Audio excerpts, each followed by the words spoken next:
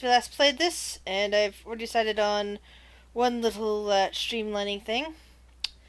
Uh, and that's in a slight recap slash additional, where the last time we were together, you guys had met with the Pudding King and determined that there's no way you can deal with this guy alone because he's got a lot of oozes and slimes and other such things under his control somehow. And some of them appear to be intelligent. So that's a very scary prospect. Uh, on this, you guys decided, and one of my cats is currently gnawing at my door, decided to go back to town and report this to the higher ups. Uh, you told this to the king and queen. You told this to those were rat folks. And because of this, because of the situation that the Pudding King represents, the inevitable problem, they are now in negotiations, thanks to you. At some point, one of your cleric companions with the dragon, headed off. You don't know where, but there's no indication that he was coming back.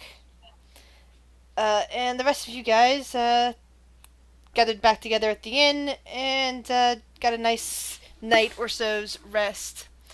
Since you, of course, do not know what's night and what's day here anymore.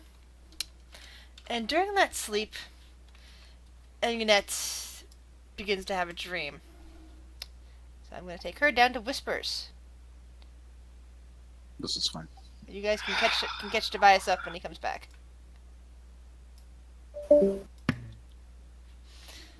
All right. Dreddle? I'm here. Sorry, for a second there I thought you'd gone AFK too. I didn't hear it. Nope. Because that would have been awkward. Alright, so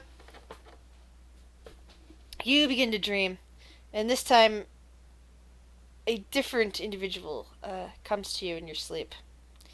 Someone you're probably much more welcoming of than the last one.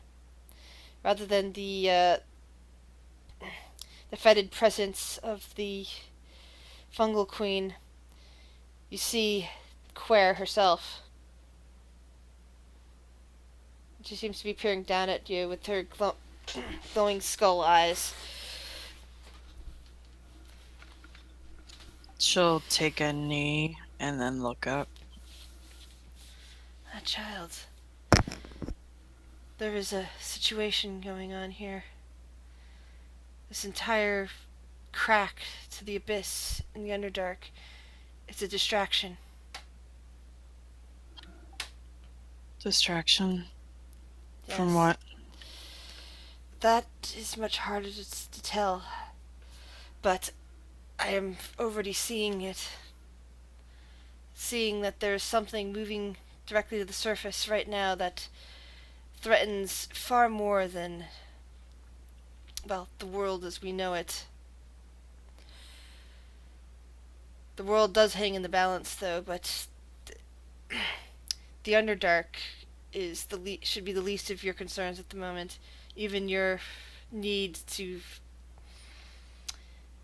defeat the Fungal Queen. She will wait for now. You must return to the surface with your companions as soon as possible. Perhaps you'll be able to stop it. Perhaps you'll be able to find a way to mitigate the issue that's coming. Look to the priestess. She will need the most help here. You mean Holly? Yes. Something very bad is coming after something that she protects.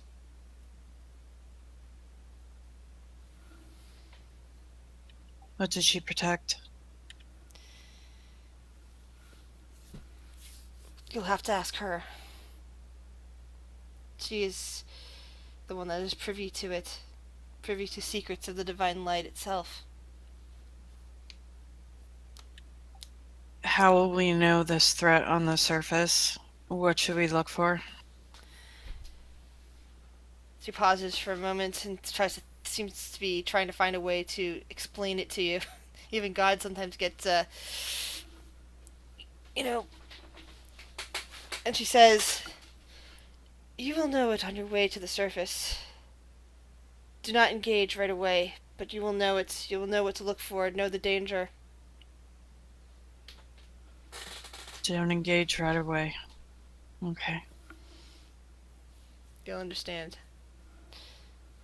And with that, She nods. you wake up. Huh. As well as some other little bounty That meds is that is interesting, yeah. and other multiclassing, yeah. Welcome back. So, you guys begin to wake up. Fully refreshed.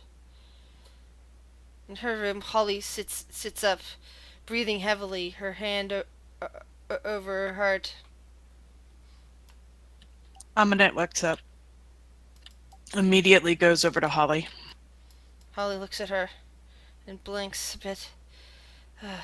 Did you also receive a vision? She nods. And Holly nods. We were going to help them with this situation, but we must not stay here any longer. The hour is drawing close. Agreed. We should. Morning. What was that? Lancelot. Are you sure it sounded some like eldritch horror? That'd be next month. Wait.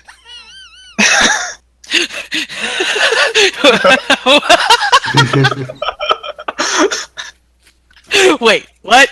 Oh, what? That's right. I still have to make the arrangements for that. But we can talk about that after the game. Say something right now. Aminette turns back to Holly. We should head to the surface immediately.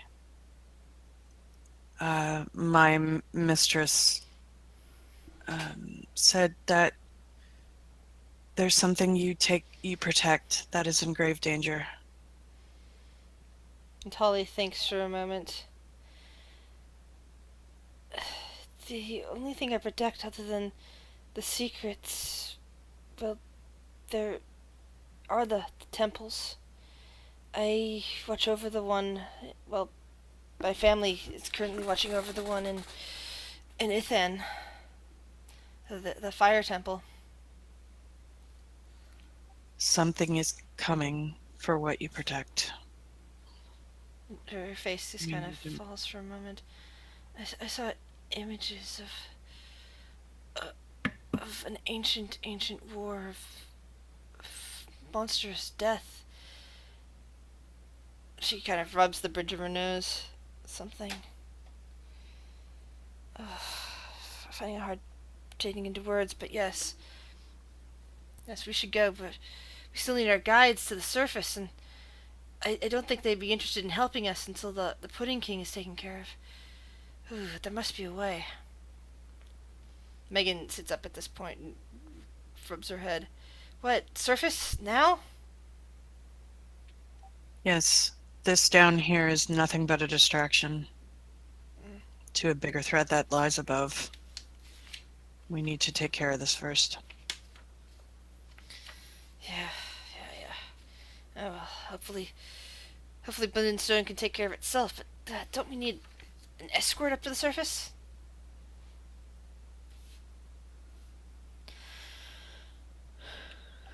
Didn't some of you come from the surface? And she looks to other people in the party. Didn't you, Megan, asks in return? Aminette just kind of doesn't respond to that.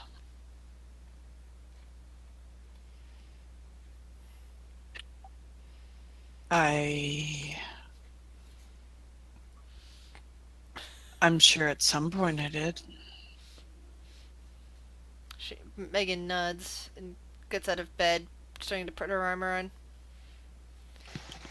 Jim Jar sits up and yawns from where he was sleeping. It's like, yeah, you guys are leaving already, huh?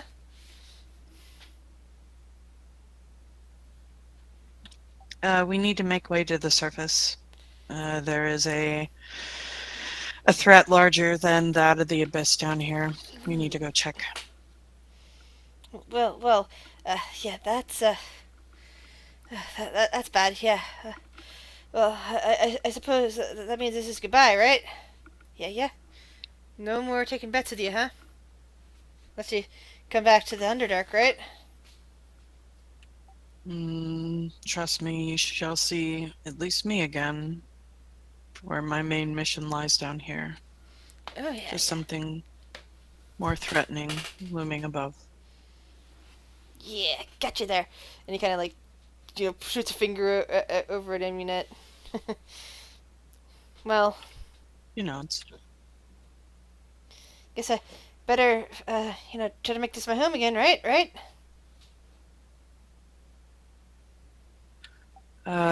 yeah. Well, I'm sure we'll come back through here if you let, I guess, people who need to know. We will return and assist, but something more important lies above. Yeah, that's what they all say, right? Yeah. Well, anyway, it was really getting to know you guys, and he looks over towards Kurt.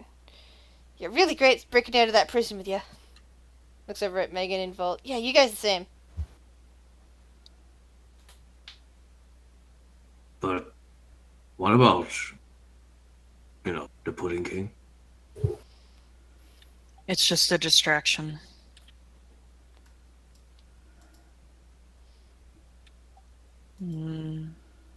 Not to say that he's not a threat or important, just something more dire lies above. The mistress that guides me said that this crack in the abyss is just a distraction to a larger problem. Then what's the real problem? Or the larger problem? Where? She said to head to the surface, and we would know what it was. Who was your mistress again? The goddess that finds us all in the end. Quer. That would be the goddess of death, in case you guys forgot.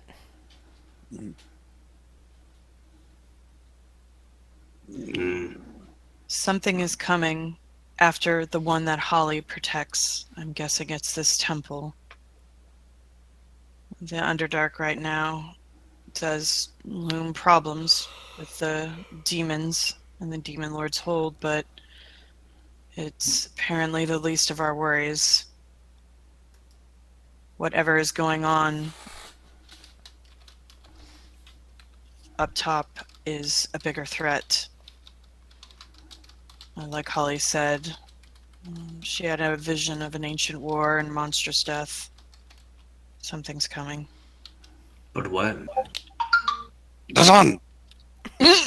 What? Sit up.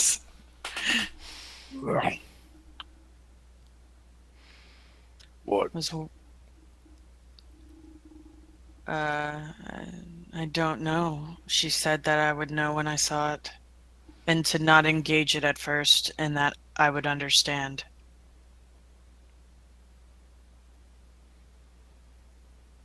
But what about here and now? What about down here? We just need to make our way to the surface and leave this for now. But would leaving this for now save it later?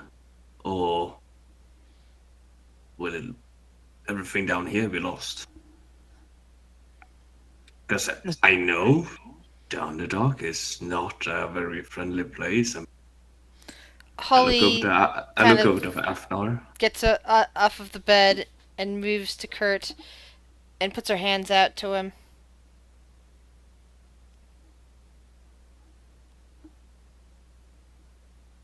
Yes, sir. She tries to take his hands. I just look at her. Sir Dwarf, the threat that is coming is against the entirety of the world. That includes the Underdark. If left unchecked, from what I could see in my vision, everywhere will be gone. Well, everywhere is here. Exactly. So Exactly. if we do not stop what is about to come, if we do not have a hand in it, then here will be gone as well as there. But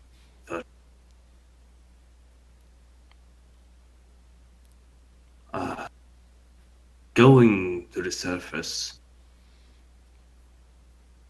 helping you to deal with whatever danger is up there, will cause me not to be down here.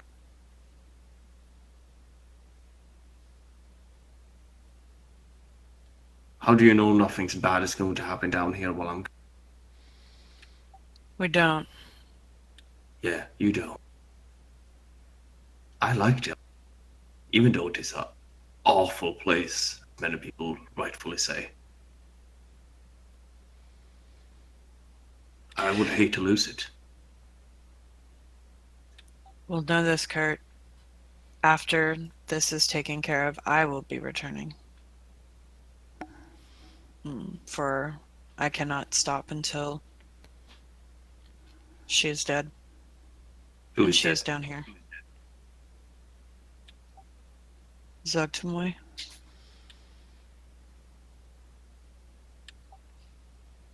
The the fungal mistress. The demon queen.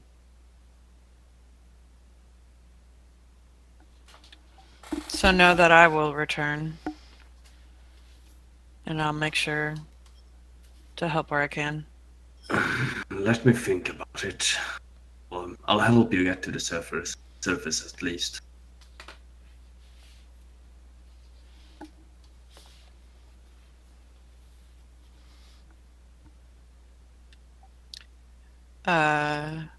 Eminent goes into her bag of holding and she pulls out 2 vials worth of gibbering mouth samples and she just wiggles them in front of her. I'll give you these for your help. You haven't paid me earlier. No, I didn't ask you for anything earlier either.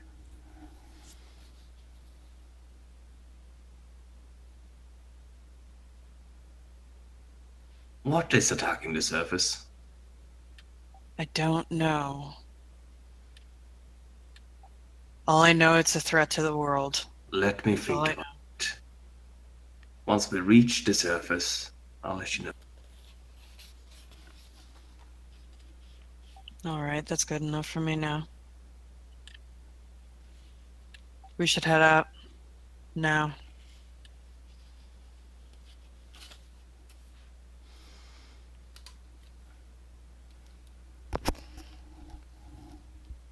Alright.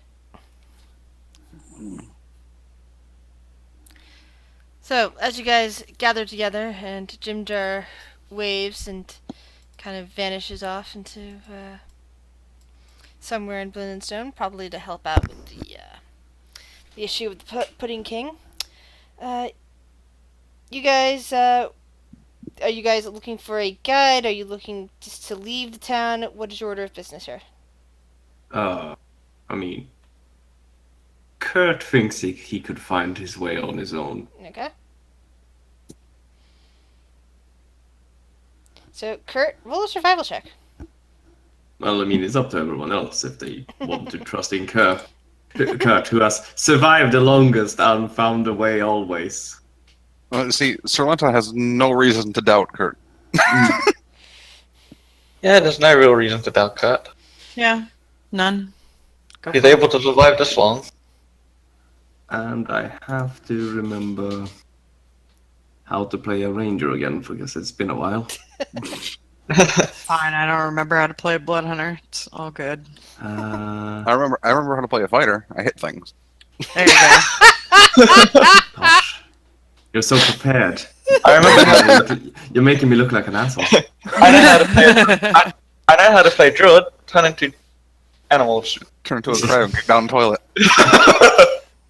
Yeah, Oh. you're the wild shaping druid versus the druid in the Sunday game who just goes invisible and Yeah. stalks things and awakens trees. Oh, that reminds me. We've got a list for you, Tobias. A list? Of For future tomorrow. tree puns. Oh, thank you guys. Well, it says here, according to my Natural Explorer perk, that at the top there, at number 1 rather, that I can double my proficiency in wisdom. Excellent. So this will be a +3 to this roll. Excellent. So that's 26. Woo! That's a lot. Now, everybody roll perception checks as Kurt leads you out of Blendenstone. Now, this is still in my favorite terrain, so that is also +3. So 23. Perception is not my strong suit. Yeah, I have a passive of 20, so So that's Kurt, always fun. so Kurt is the one that, and probably Char's well from the corner of his eye, notices a youngish, deep gnome man kind of backing out of a hovel nearby, kind of saying something into it, saying, "Granddad, please calm down." And he's like, starts looking around frantically and glances in your direction. I stop the group and just look in that direction. Mm. Don't Yeah. say anything.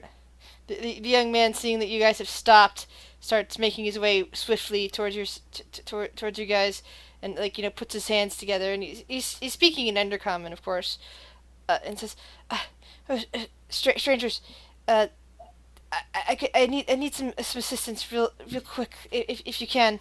And watches you to see if you understand what he's saying. I understand. I look at Kurt because I know he understands. Yeah, Aminat looks at Kurt. Young man nods. He needs help. And says, "Okay, something's very, very wrong with my grandfather. He woke up and he won't stop drawing on the walls these weird pictures. And he's using the most awful of materials. Crayons. Do you think Um, you can help me?" I relay the information to the other people looking at amulet.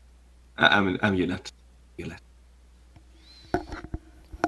What kind of materials? She'll ask Kurt. Shit, probably. If you're saying it's the young man, he is nodding. Great. I mean, it is a material you could use because it does come in many different colors, I depending am on your not diet. Kurt. So Anton just starts walking toward the building. Yeah, Aminat kind of pulls her right crossbow out of the holster, and she'll go ahead and activate it just in case. And she will follow Lancelot. I'm just How- standing behind with the boy and asking, Well, he's not really a boy. He's What- more like what- a youngish man. The equivalent of human 20s. right, well, what is your granddad drawing? Really weird pictures. I don't know how else to describe it. He keeps talking about the end of the world. Heard that one before, yeah. And then I followed the group. And you go inside and you see this elderly, hunched, deep gnome. And the smell is hitting you guys right away. Well, he's definitely been using fecal matter to create his illustrations on the wall. And he just there's just, several figures. portrayed, and one of them looks kind of like a serpent made of bone. Another looks like a winged unicorn with looks like flames or something coming off the hooves. Uh, there's what seems to be like a two-headed dragon with just clouds and all around it, all in dark colors, of course. And he seems to be making like what looks like a more centralized figure. Is like keeps mumbling to himself, and he's of course mumbling an undercom, and he's like, have to make it right, have to make it right. It needs to be right, needs to be right. Annette's gonna. What needs to be right? She's gonna talk. What language are you speaking in? Oh, fuck. Yeah. Probably common. Yeah. No. Let's see. What languages does she know? Well, first off, as she approaches, do the figures, does it spark anything with her, I guess, demonic or celestial? Make a religion check.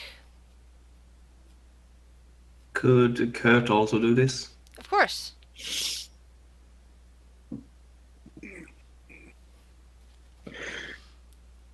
Ooh, that's some shit on the wall right there.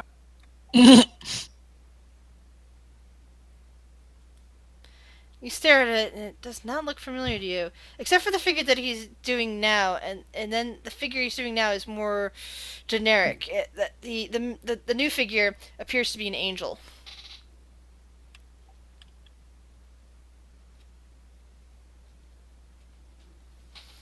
Like this, kind of like scraping it in. It's like yes, that's right. The ascension. Yes. So, why are you drawing these? He pauses and turns around to Kurt, and he's got one eye that is completely white, another eye that's slightly clouded. Because I saw it in my dreams last night. I translate these to the other people as he keeps talking. Well, actually, they're deep nymphs, so their eyes are kind of usually white altogether, if I recall right. So it's more like white, but with lines going through it, and the other one is basically lines that make you think that the eye's blind, and the other one is more of a kind of a grayish cast that would be equivalent of. Like. I keep forgetting that they have white eyes to begin with. So it looks like he's blind to one eye, but blinding in the other one almost. Yeah. The other one looks Losing like sight. basically just imagine an old man with one eye that's clearly completely dead, and the other eye that's got a cataract. Yeah. Yeah. What was this dream about? It was showing. It was showing how to stop the end of the world, but showing the form of what will eventually end the world. There is the son of the pretender. How he's going to make the angel of light ascend, and that he is going to die before the might of the serpent of bone and the flaming winged unicorn, using the void dragon as an instrument of death. I translate all of this because Kurt has no fucking clue what this guy is talking about. And So the young man is just kind of clapping his hands. He goes, "Oh, Granddad!" He seems very beside himself. So Antoine just sits there staring because he has no fucking idea what's going on. He's not a smart man. Neither am I. Amanette kind of rubs her head a little bit. Son of the pretender. And she's gonna think, does that stand out to her? You may make a second religion check.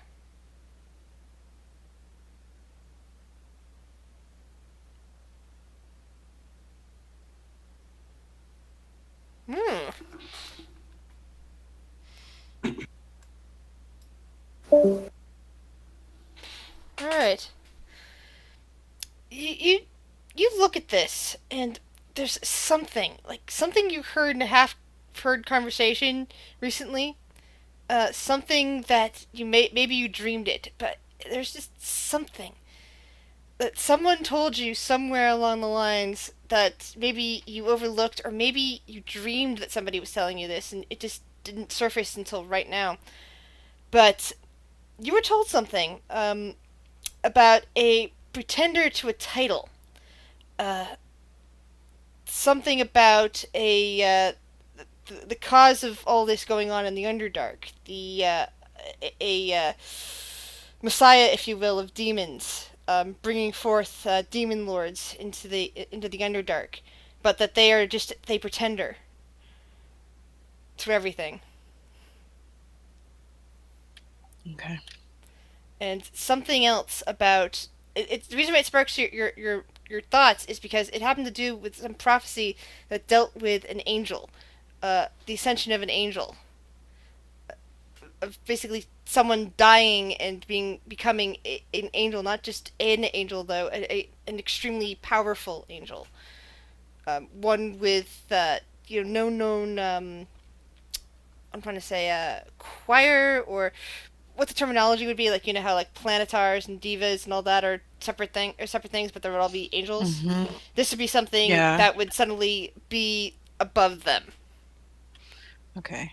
So prophecy of an ascension of an individual into an even higher angel.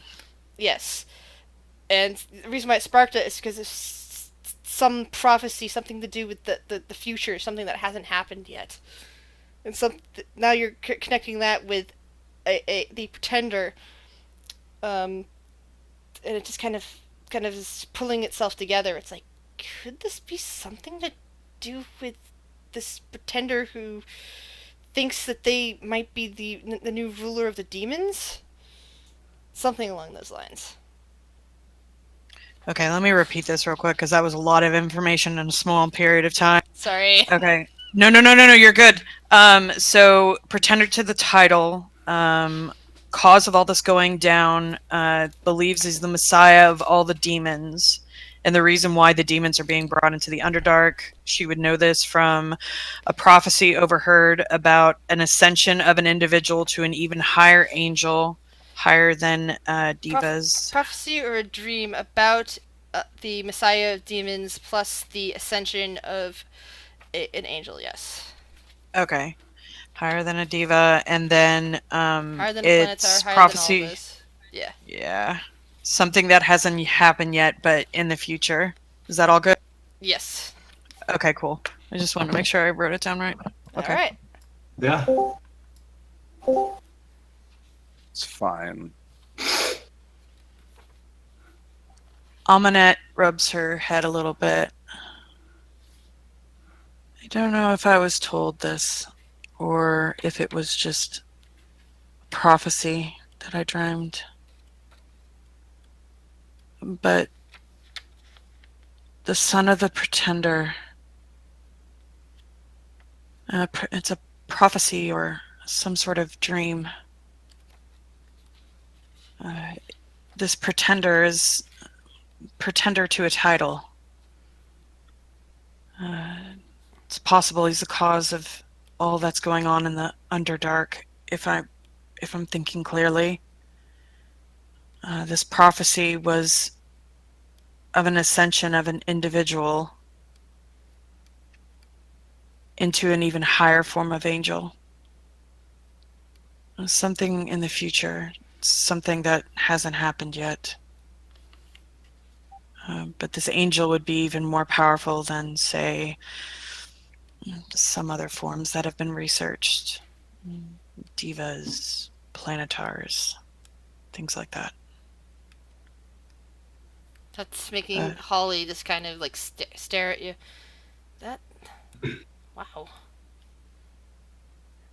I don't think I've heard that one. This pretender could also be the cause why all the demons are prevalent in the Underdark. Thinks he's the Messiah.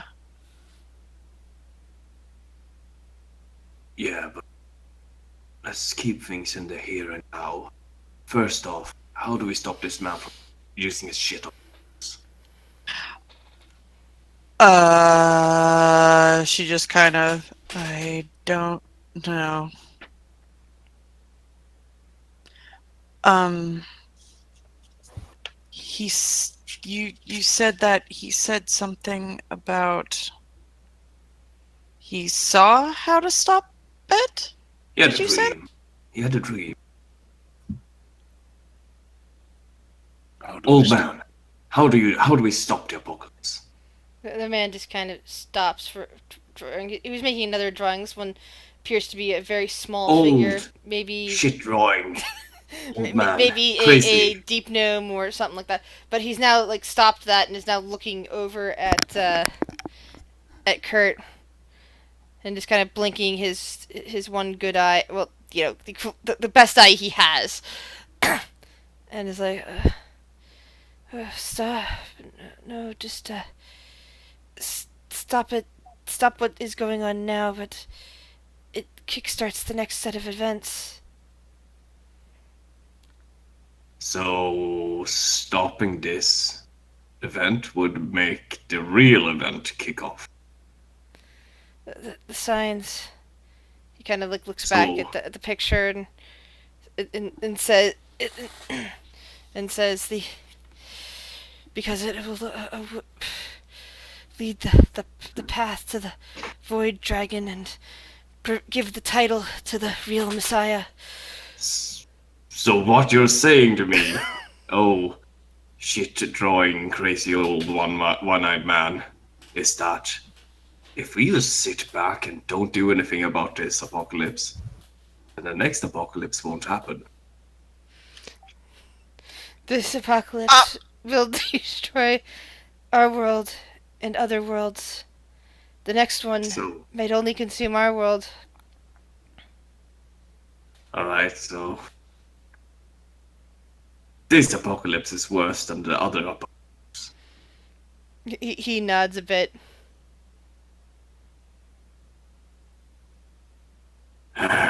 Stupid drawing man. Alright, apparently we can delay the apocalypse. Because this apocalypse that you want us to stop right now, Amulet, Holly. Yeah, if we stop it, the next apocalypse will just kick off right after it.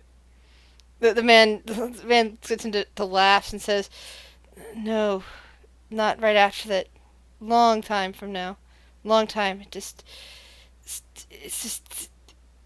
the first sign of the true apocalypse, which will take thousands of years But you said also that because this they'll will- all be there. They'll all be there.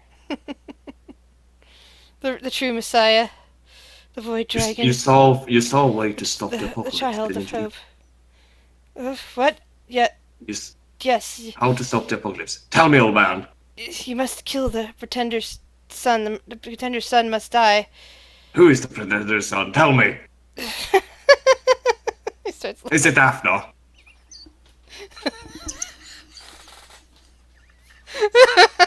The man just starts laughing. It doesn't seem to be stopping. His grandson comes over and just kind of shakes him a bit and then hugs him. He's like, Grandpa, Grandpa. I push the grab hold of the old man. Tell me. Aminet pulls Kurt back. Lancelot just is very confused. Don't worry, I share that feeling. Well, The old man just suddenly blinks and seems to snap out of it and looks at his grandson and says, what smells so terrible? you. Oh, I'm so confused. What's going on?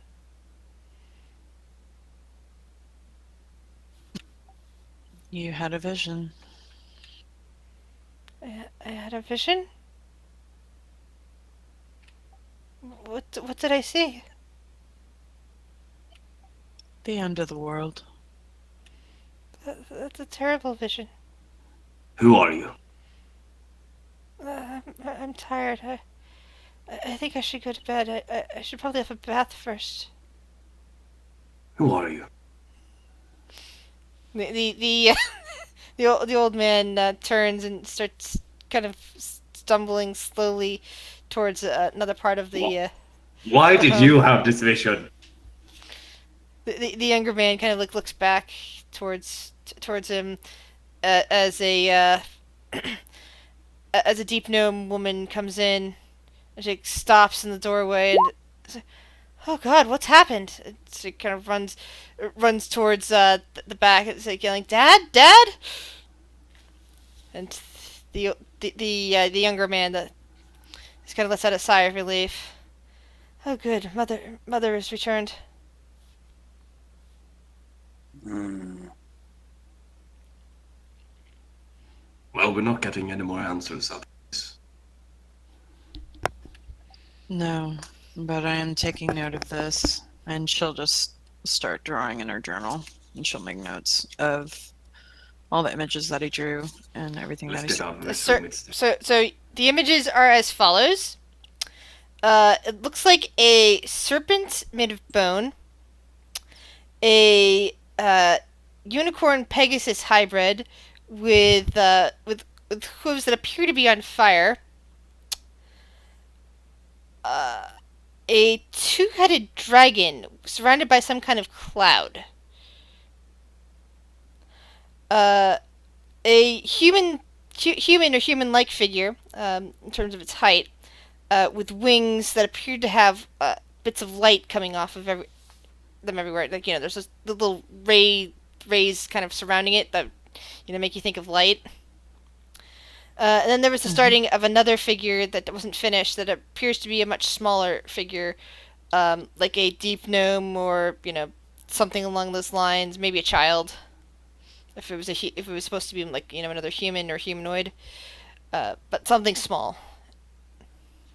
But that one is not finished.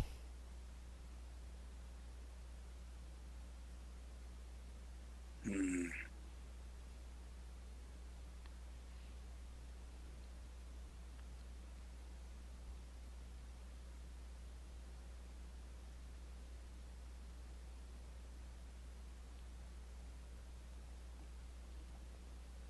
Could we leave the house now? Yes, we're fine. Let's go. Okay. The smell is going to ruin my ingredients. I'm gonna face bombs. Walks out.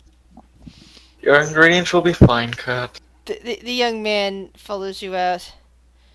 Thank you. I don't know if he would have stopped without that. And he looked like he was getting ready to cut himself to provide more drawing material. Well, if this ever happens again and you think it's smart to cut himself, give him more drawing material. He just kind of shakes his head at Kurt, but then says, "Do you guys need assistance? I can show you the path to the surface." Just point the direction. It'll be easier if I take you there from here. There's a lot of misleading passageways. But I've been traveling to the surface recently, working on a trade route.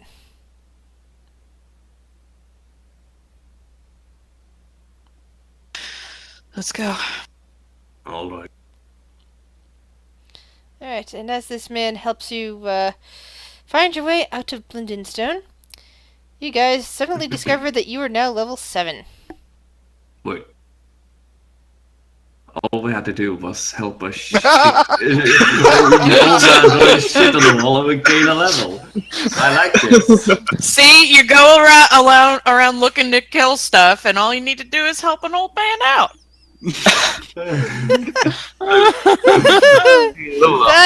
That's milestones for you. That was the best response to that. All right, let's But, gain but yes, one more look for the next the next man you can help at some point. There's your old man Looking- drawing on the wall of his shit. Yeah. We're helping. We're looking to gain more levels. It's a shitty way to grind, but you know. Oh, there it is. And Did it- we're back.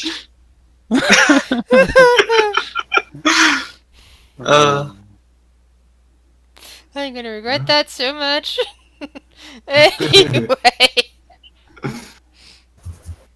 So, after passing by and going down what looks like a few random tunnels, you eventually come to one that actually does have some marks on it. That basically, an undercommon basically say, something about a surface marker that's going this way. And as he leaves you on your way, he says, "Do be careful of the ravine. It's very deep, and I've been hearing weird noises from it lately. I would suggest keeping to the tunnels as best as possible, even if the ravine might cut some time off if your trek."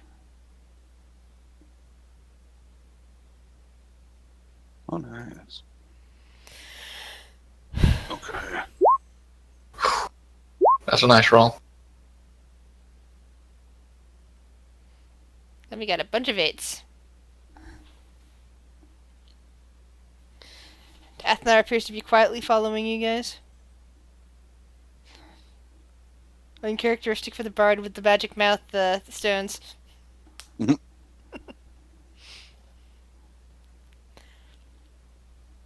Anyway, so do you follow this man? Do you follow this man's advice, or do you attempt to go via the ravine? What did he say about the ravine again? What was it that he had heard? That it'll probably get you up there faster, but that some weird things have been coming out of it lately.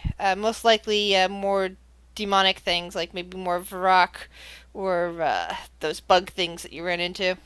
So what Kurt heard was ingredients.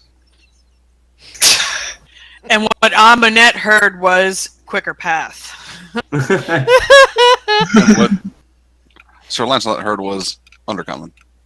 That's fair. Yeah, technically Amonette wouldn't have known either. Yeah, but Technically, Kurt would have translated, Kurt was translating. but he would have said ingredients.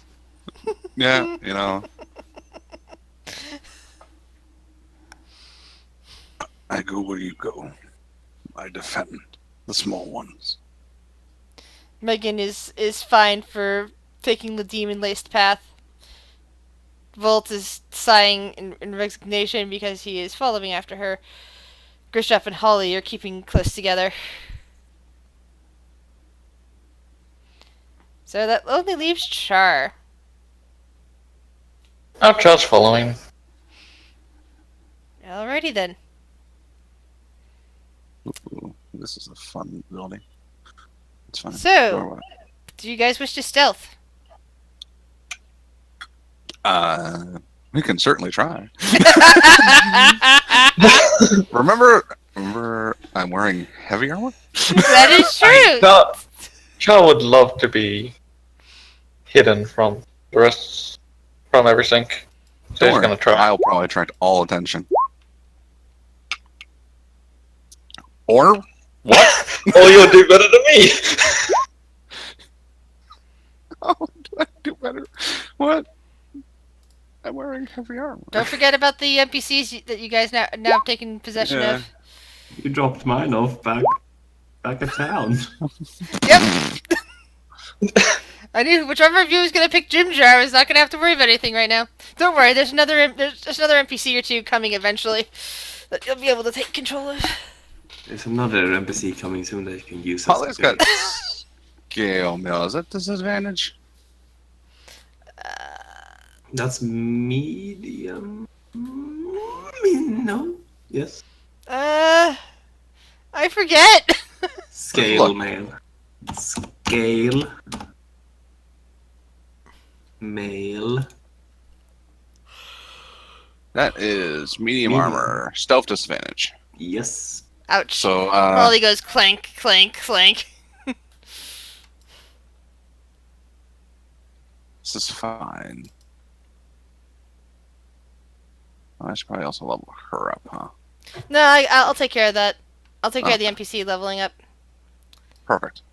Feels weird to play a character with only +3 to start. Yeah. It feels weird playing a character in heavy armor and also really, really tall and has a +6 to stealth. It's real weird playing a character that doesn't have to roll intelligence checks to see if she's smart enough.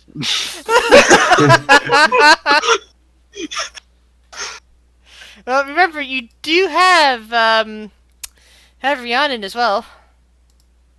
Yeah, she's a little busted right now, to be fair. That is true. She's not thinking very clearly at all. Ouch. Ooh.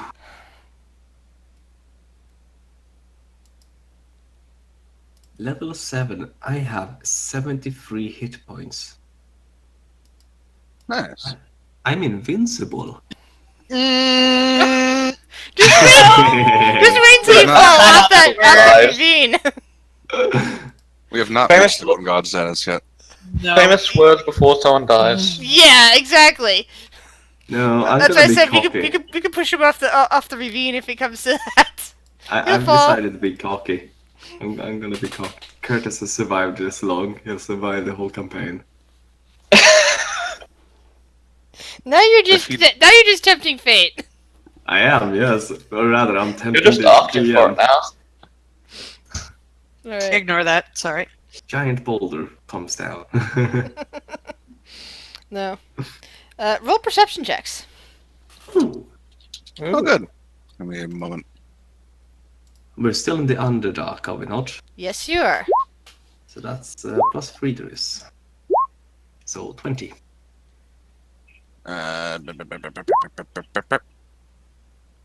That was actually Sir Lancelot. I've been rolling so poorly with my perception. I have a +10 for crying out loud. Not trapped. You can, more spells already? Yeah, do we want to take like a hot second just to level us up? See if we're Yeah. leveling up too? Yeah, some of us have a harder time leveling up than others. Yeah, I've got to Sorry. copy and paste stuff up over from D&D Beyond. Yeah. I'm Meanwhile, Hunter Ranger. Okay, you're getting some health, alright? You get one new feature, okay. Spells? Eh. at one new feature. That's all I get. I got new spells and a feature.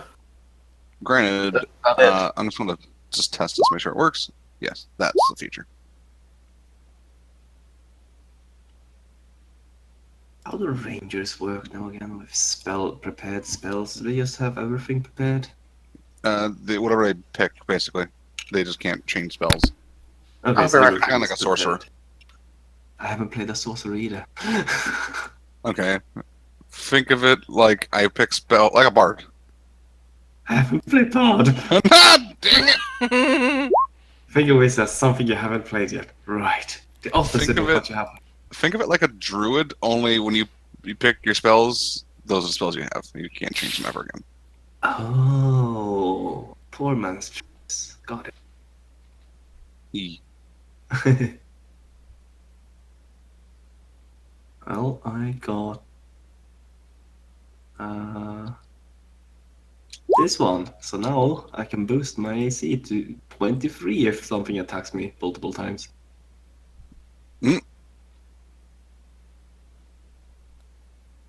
That's just a passive thing too. So like Yeah. the first hit might hit.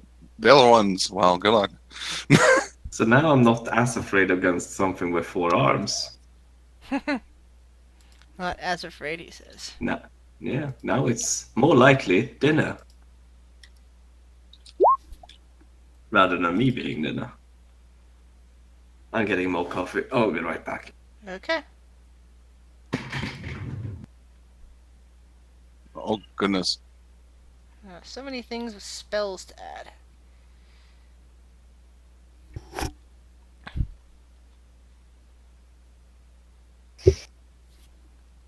This is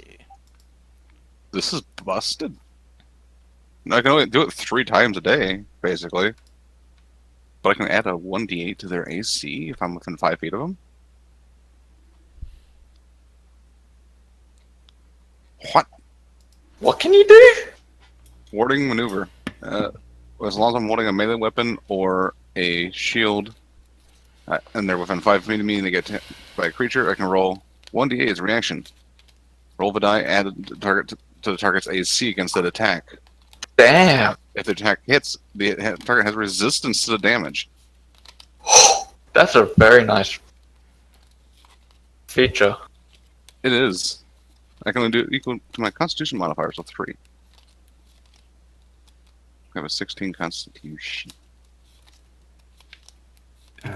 You can use this feature a number of times equal to Constitution. Yeah, shit. Can you imagine adding that to one of those multi-attacks that somehow still gets past your 23 AC? Rolling an 8. Yeah, my AC is 32. That's Go away. That 20 still hits every time. Yeah, That's just a 5% chance. That'll never happen. it's fine. I flashback. can just make the crit be resistant to the crit damage. Yeah, just a flashback to when we rolled like 15 hits in a row. You know, the night of the crits. Yeah. Yep, I actually think I've listed an episode title by that. Could we name this episode to Man Draws with Shit on the Wall? We will see.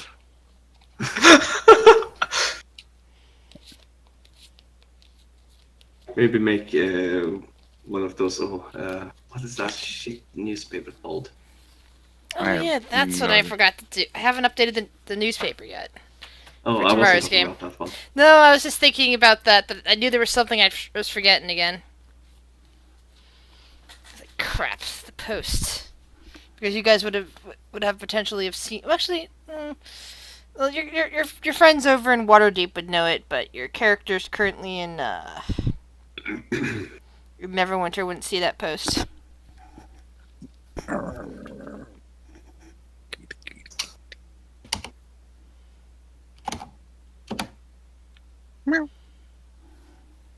Spider climb is useful. Have you yeeted your cat yet? No, Do not she's eat a calmed cat. down. Okay, The I seem cat to, has been thoroughly jilted. seem to have misplaced a number of my larger creature cards. So first, it all started with my silver dragon card going missing. I really liked that one, so I had it sitting up because I just like What are looking those at cards? it. Do you have? You know the standard creature cards. Nope. They're kind of like the Is spell it like- cards, but with creatures, and some of them are bigger than others. Oh, so it's kind of like from just taken straight out of the monster manual. Yeah, and that way it's actually easy to technically I do have the compendium here on Roll20 that I can do it with and just have things open. But I happen to like looking at the physical cards, like sometimes shuffling them just to choose which just to get pick up a random one.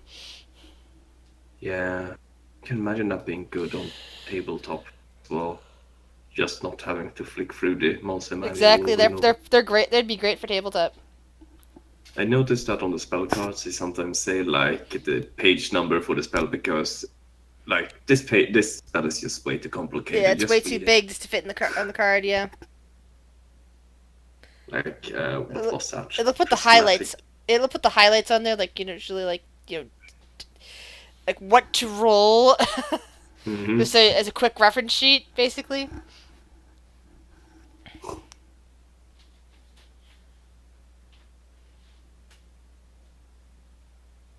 Ooh. Invisibility. That is useful. I was tempted to take Pass Without a Trace again, but I thought, no, that's boring. I won't. That would have You been know. so useful. I know, but no. I was picking the spells exactly when you said, so you're going to stealth. I was like,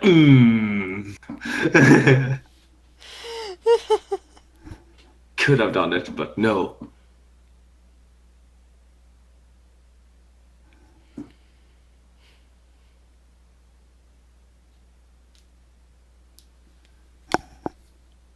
Oh shit! Whoa!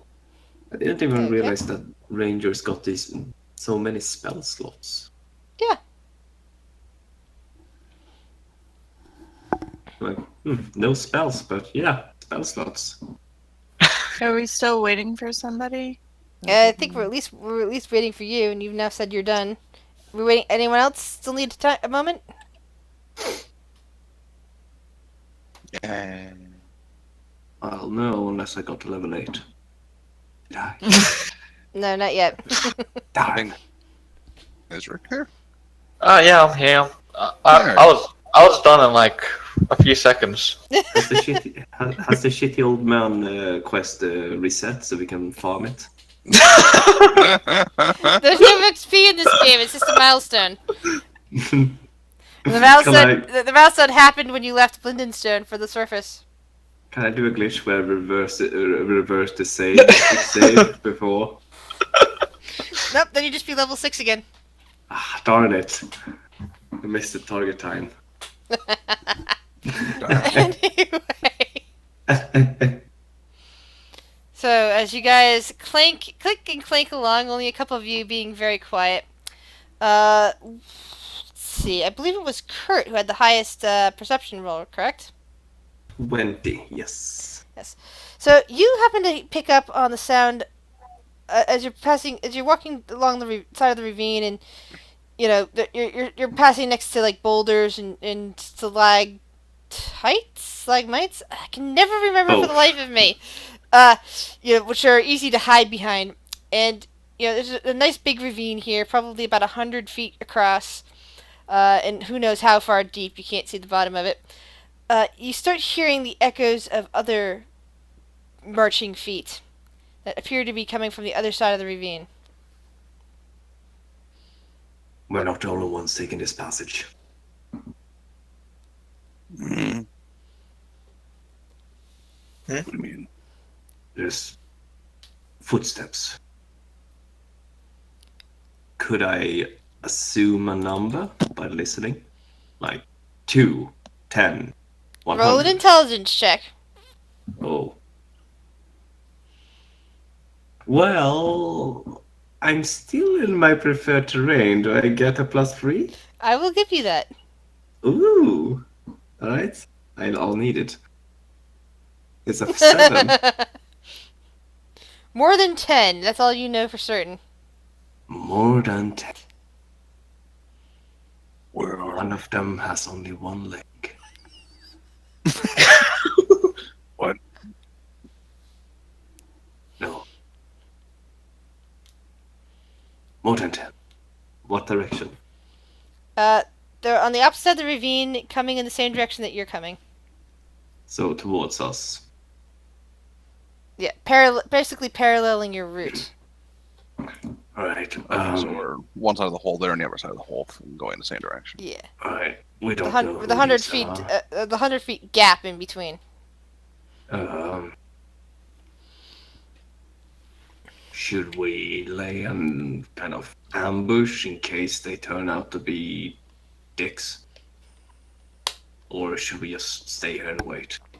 On the other side, you said? Other side of the ravine, 100 feet on the other side of the ravine. We should probably be more cautious. I agree. I could call to them. Um, No. That How would about- surprise them. Don't want to scare them.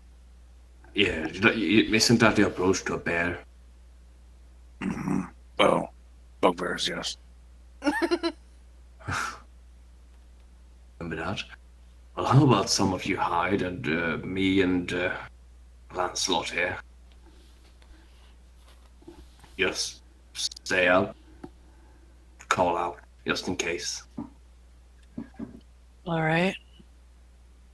Aminette will find a good vantage point for a clear shot and something that she can hide behind.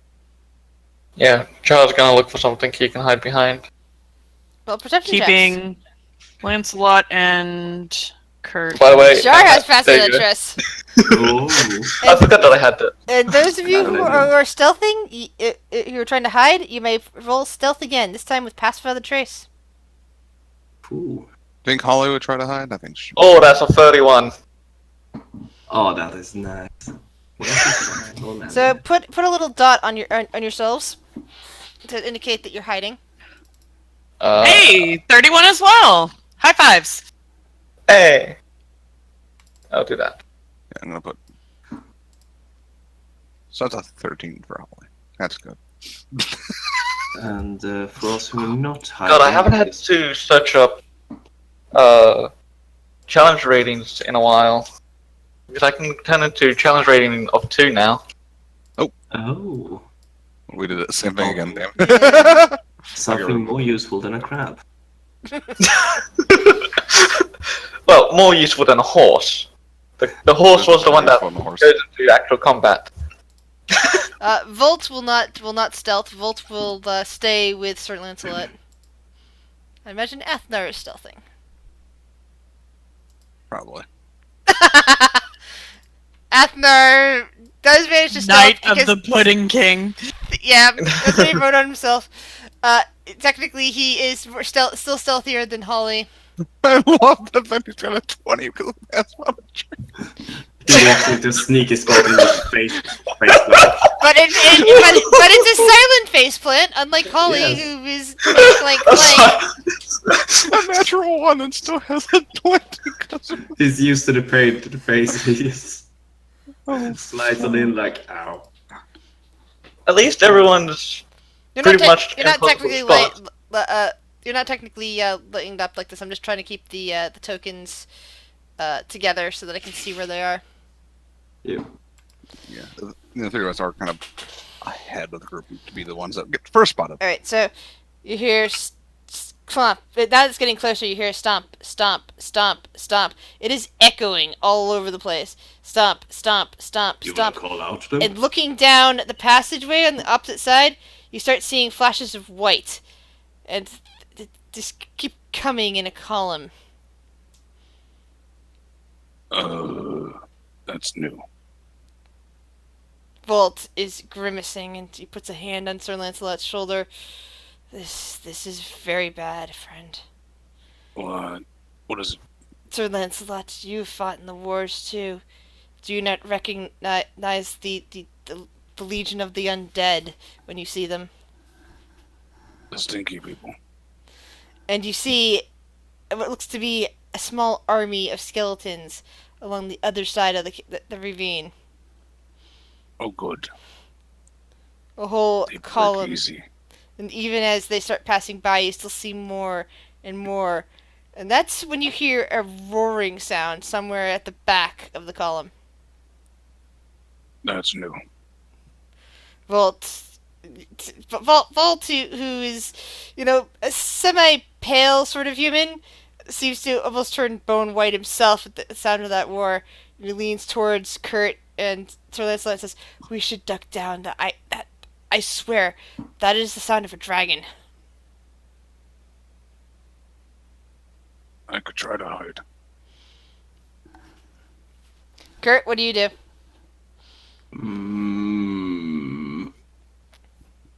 I guess I'm just gonna go with what Lancelot does. Alright. So now Volt may hide. I'm gonna try to hide with the other group because, well, that plus 10 down. Well, you can only get plus 10 to 6 creatures, I think. Was the limit? I thought it was just creatures within range. I thought it was 6 creatures. I thought it was Each 30 creature feet. within range. Within 30 feet. You just have to stay within 30 feet. There's no limit of how many. Oh, shit, you're right. You can't move out of 30 feet or the possibility of the trace vanishes off of you. Alright, well, I'm gonna stealth as well then. 24. Alright. Respectable. So you manage to duck down and keep your eyes on it as the column continues. And not exactly at the back, it turns out to be more like in the middle. the various skeletons, some of which are quite large, ogre-sized, troll-sized, possibly even hill giant-sized. Uh, there is a adult black dragon walking along the path, and on its back is a drow. Oh, does the dragon look undead? No, actually, the dragon looks very much alive. That seems strange.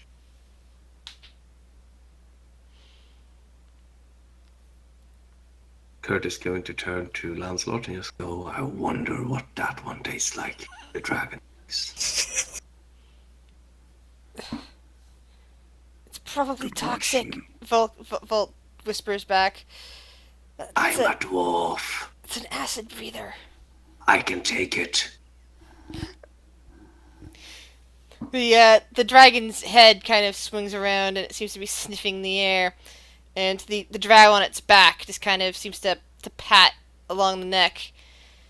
It says, don't worry, friend. Hold on. He actually says a name, and I just realized that I have it written down somewhere. Give me 1 second. I wrote it down, and then we stopped playing for a bit, so I completely forgot where I put it. His name is Jeffrey. No. Oh. He actually has a name. Daryl. Daryl. Chauncey. Sir Frickleboff the Third.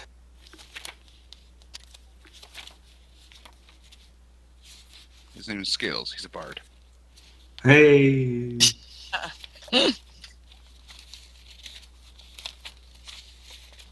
Yeah, sorry. Just give me a second. I know I've written it down because I He's from thought of the- it at one point and was like, "Oh yeah, that's what the dragon's name should be." He's from the Hogsbottom I Trio. forgot it.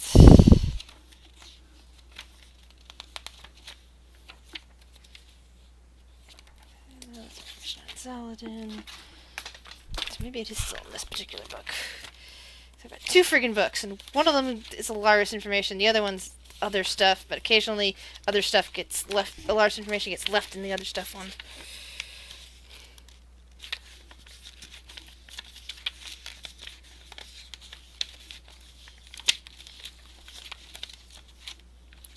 Crap.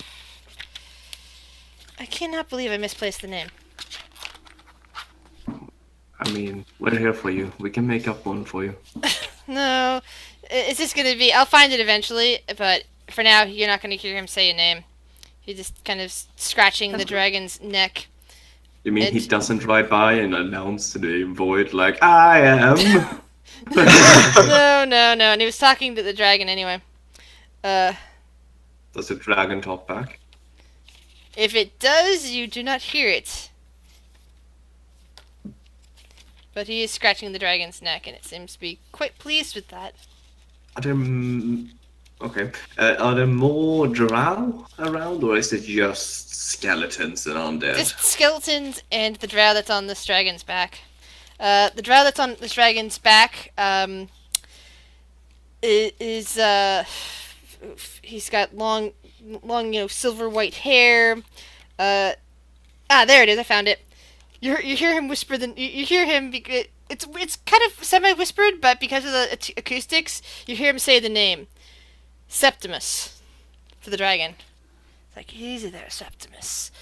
It's not like there's anything around here that can deal with us. Leave it alone for now. There's probably rats or something in the walls. But of course, the tone of voice he's using makes you think that maybe he knows you're there. He's speaking in common tongue, not even in undercommon.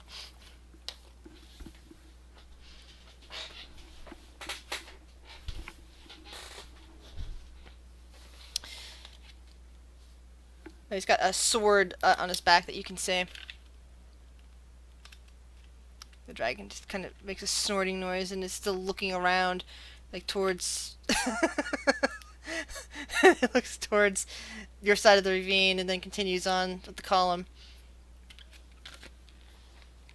By the time that the column finishes, it seems like there was about 1,000 skeletons and a large dragon that's headed off, and are now just echoing in the area ahead of you. See, I told you, more than 10. A lot more than 10. At least 12.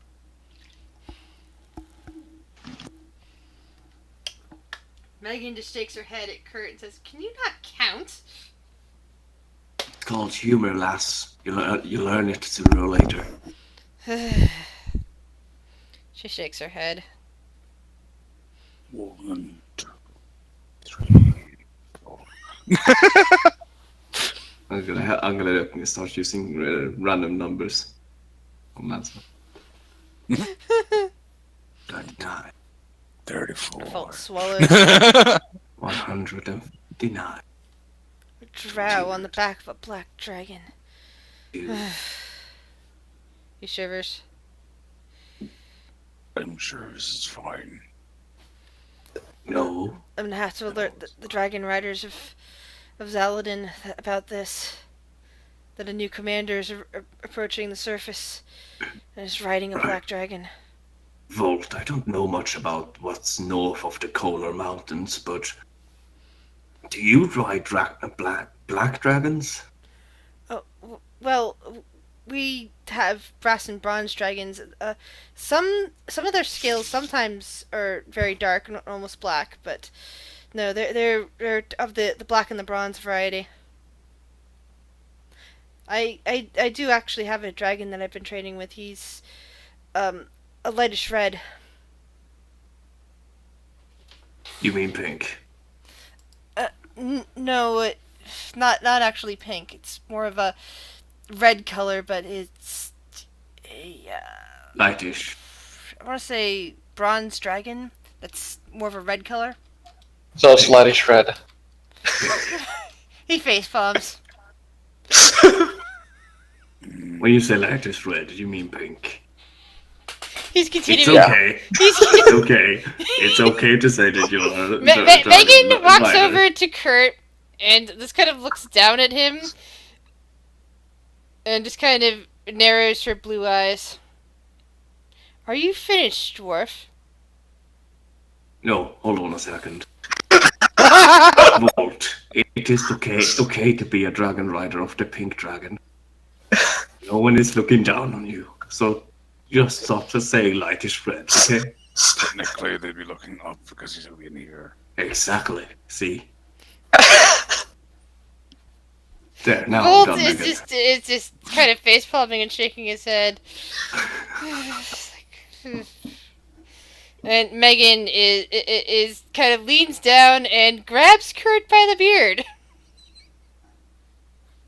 Oh, you might want to wash your hands later. I'm sure I will. But first I'm gonna wash your mouth out. If you can find it underneath.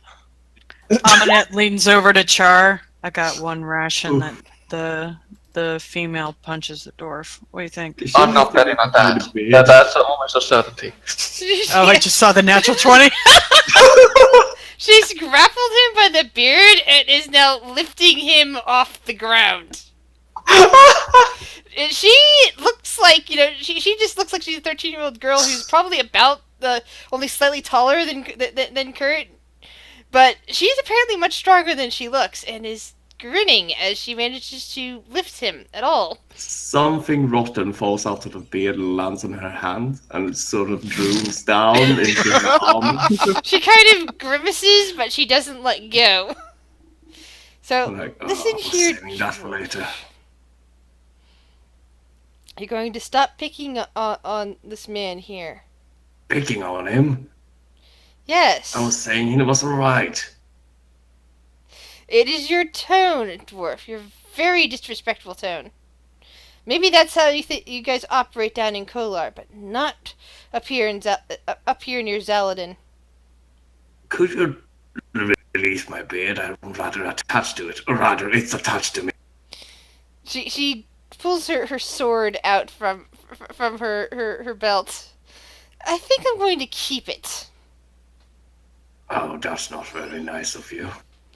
Cutting a dwarf's beard is not a very nice gesture. Does anybody wish to interfere with this? Kurt would. Megan, I think that's enough. Come on. Come, we need to make way. Shard, roll a persuasion check. I'm not good at persuasion. Never mind.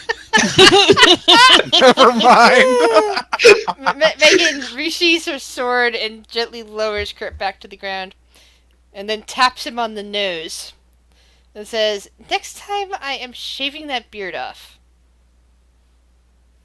No razors.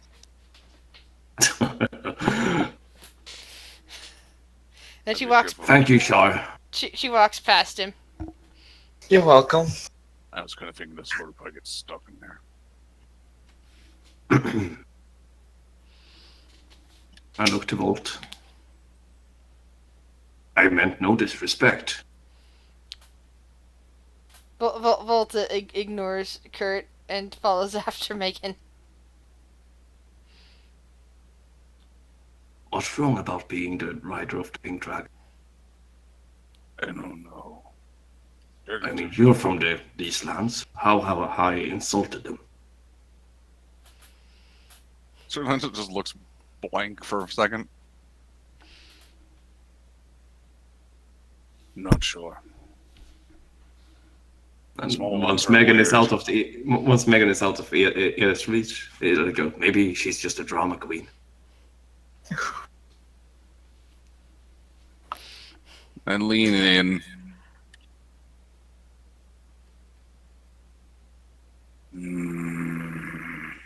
Why are you leaning in to grow? And seeing that you're like 3 times as tall as me, leaning down is quite a feat. Do not disrespect her. I was trying to, but oh, Annette's gonna sulk out of the shadows at this point.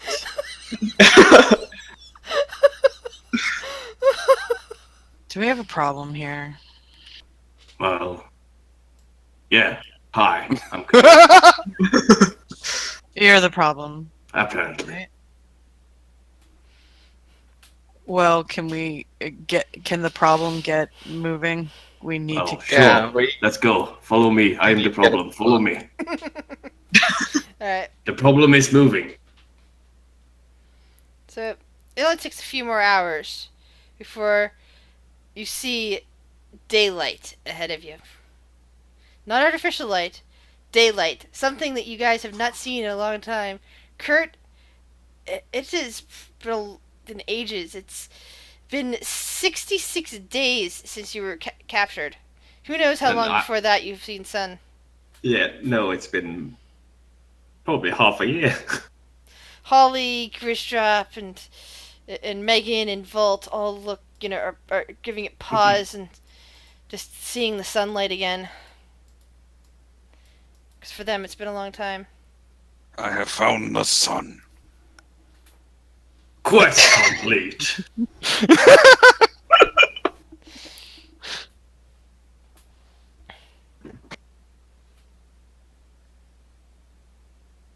Finally, we're back to the surface. The what? Don't worry. You've been there before? Oh, yes, of course. Yeah, the topography is not at all familiar to you, Kurt. Kurt is going to stop just as where the light of the sun reaches. And stay like in the dark for a couple of seconds. Okay. Aminet, Yes. I've been thinking. Don't hurt yourself. Thanks. I see What's that up? was a joke. I come from a different land. You might not know what's going on up on the surface. Neither do I, frankly. I never cared much. But this is... What was this country called again? North of the Kolar Mountains? Zaladin. Zalad. Yeah. You see, I'm from Kolar, and apparently we've been separated for a long time. Because of that, traditions and, just stuff generally tend to differ quite a lot. I just wanted to understand that I won't stop being me. And that is a demand that I have. And if people start having problem with who I am, then it's probably better for me to just go. And I'm more than happy to help. My heart is down here in the underdog cause, and I really would like to stay down here and help. I want to help you. I just want to know that I am welcome to be who I am. And I look towards, like, Volt or Megan or Holly, but I'm not, like, trying to catch their eyes or anything, but I'm looking towards them as in to indicate who I'm.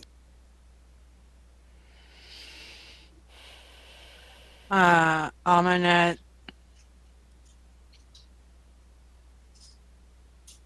kind of bends down because she's pretty taller than you. And she just kind of crouches a bit and puts like an arm on her knee.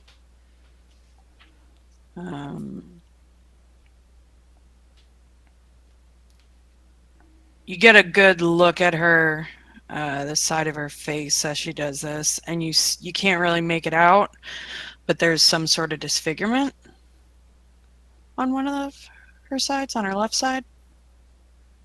Your left, my left. My left. Okay, it's my.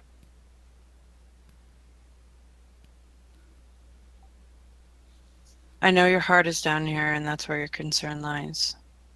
And I appreciate you saying that you would blindly assist us. I don't want you to be anything that you're not. And if anybody forces you to be that way, you come and get me. I put out my hand, which is now entering the sunlight. And she takes your hand. Nice and warm, toasty against your skin. Right. I turn to look back into the dark tunnel. I'll be back. And then I start walking out into the sunlight. Amanette will walk with Kurt, and she'll just make sure her hood's up. Volt, Megan, and Holly are all just kind of standing there in the sunlight, soaking it in, while Gridgedrop is just kind of worrying her hands a bit. Oh, Char is so enjoying being back in the sunlight. I found it. It's here. Don't stare at it. Oh, duh. That's Bugbear lesson number 101. Eminette will use minor illusion to make it sound like light applause whenever Lancelot's.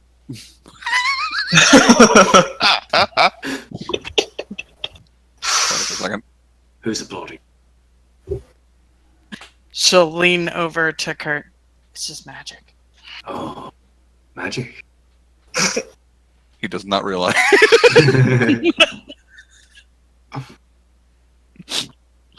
He's looking around for the swords. Okay. Amanette's just chuckling a little bit. Lancelot probably doesn't know directions very well, even on the surface. Nope. Char, you know, as you're getting your bearings, you realize you're on the easternmost edge of the Odling Mountains. That east of here is right into Zaladin, the country. Southeast of here is the capital of Zaladin. If you were to go southwest, you'd eventually hit the Azami Desert, which would lead you into Ithan. I just turned to the party. So, where should we be going? My guess would be towards Holly's temple she was talking about. But I don't Then know where Jarvis that turns is. to Holly. Holly looks back. That'd be an Ithan. The temple was built there thousands of years ago before anything else was there, along the edge of a mountain in the middle of the desert. If we just followed the mountains, we could get there, or we could head south and try to find the road. Which is the quickest path? I'd very much suggest getting onto the main road. It's somewhere south of here, but it runs between Ithan and Zaladin. Is that the quickest path? Vault kind of looks over and says, "Well, if we headed back to the Zaladin capital, we might be able to hire on some faster winged transport. It might only save us a few days, but every day would count, assuming that we can get clearance for it." And with that, he actually gives a significant look towards Megan. I'm sure we can. I'm sure we Yeah. can get clearance. About that, how much is this wing transportation gonna cost? Because I don't know about you, but I have no money. I have 1, 2. Megan This is kind of the- looks and says, "If we head southwest towards the road to get towards Ithan, we still won't have any money. If we head southeast towards the capital of Zaladin, we will have my money." Indeed. All right then. Lead the way. She nods, Let's go. and the party begins to trek southeast. Let's see, do I worry about encounters at this point, or do I just have you eager to get on to the next scene? What do you guys wish to do more? Would you guys prefer some interesting encounters and some lighthearted banter? Or would you like to, since we've had this game on hold for a bit, actually reach the capital of Zaladin? Question: are the encounters tasty? With light enough seasoning, everything is tasty. Yeah, Amonette would be more concerned. Are they of a demon nature? Because it's been a while since she's hunted. So Yeah, unlikely. It's cool, more whatever. like, potentially running into orcs and, unfriendly goblins, potential bandits, Oh, please. creature encounters that are just, hungry beasts in the woods, that sort of thing. Please let us fight some goblins. Grishov Kurt starts wants crying to at that mix thought. stew. I love how we have a goblin in the and he wants next to. Well, and that's me as a player just saying, like, a group of goblins against a group of level 7 characters. Yeah, I'm there's cool with that. whatever. I'm cool. I'm cool with Breaking whatever. into some whatever we do. Yeah. It's around 2 hours. Can we have a break? Sure. Is that okay? Yeah, then we can decide exactly what we want to do next. I Either should probably get fighting. water then. Yeah, I was Yeah. thinking water myself. Either fighting or more roleplay and character discoveries. Could I just ask you a question, Chris? Sure. Are there a lot of cultural differences between the Kolar and the... God damn it, I forgot against... Zaladin. Zelda. Saladin. It's Saladin. been, let's see, it's been at least 1,000 years since they've had any sort of communication, because the pass has been blocked off by the drow. Yeah. But if you were just, like, some, like, I don't know, divine looking down on the to the Kolar Mountains and looking north and south, what would they notice as the main like difference? Well, Zaladin would definitely be a lot more militaristic, but it would also be more diverse in terms of races. Kolar, there's only a small amount of races. There is some ancient cultures there. There's one to the west that was a bit like the Aztecs, but then the equivalent of the Romans came in and conquered the area, but then they got pushed out. So that kind of left a mishmash of cultures when the new kingdom arose in the in the one region, which referred to itself as the nation of Kolar. But they have only a narrowed band of races. Plus, so they have some stigma against not against tieflings themselves, but against like a non-tiefling suddenly having a tiefling child. The non-tiefling would suddenly be looked on as someone bad, making a deal with a devil or a demon, and bearing a child with them. Whereas the tiefling itself would probably be pitied. All right. And there's a Ethan city-state. Is that it says in middle? Like, Yeah, is it's that in the north middle. of the Kolar Mountain? Yeah, it's north of the Killer Mountains. It is in the middle of a desert. Sort of, there's a part of the mountain range extends southward, and it's kind of close to that because it got started long ago culturally.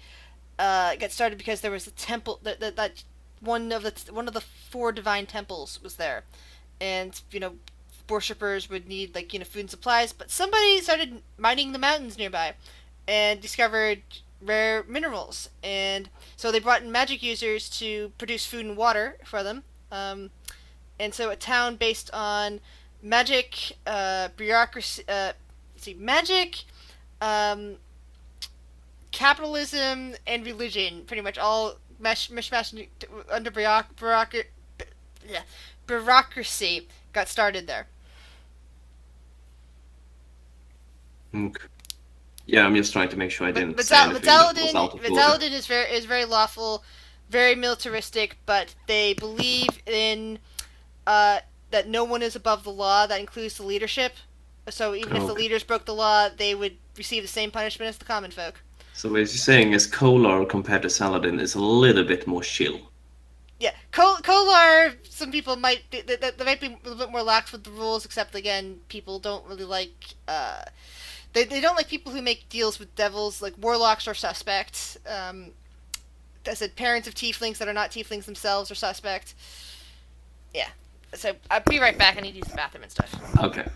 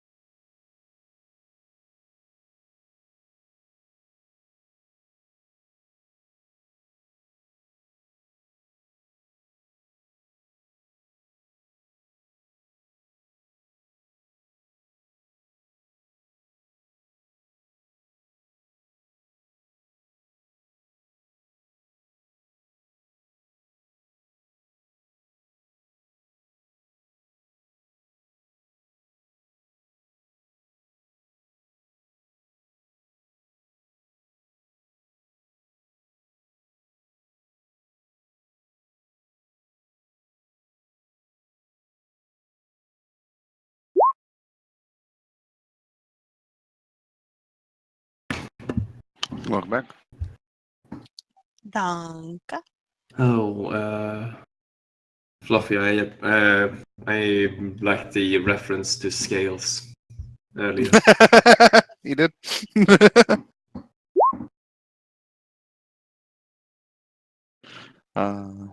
Scales the bard. Dragonborn. It's fine. I love this improv skills. It was a really interesting 2 episodes that they did that little crossover thing. Yeah, they were really quick. Like they got shit done. Yeah, very quick in comparison to 25 minutes to solve a keypad puzzle. Didn't that take you guys an hour? Cut out. Shush.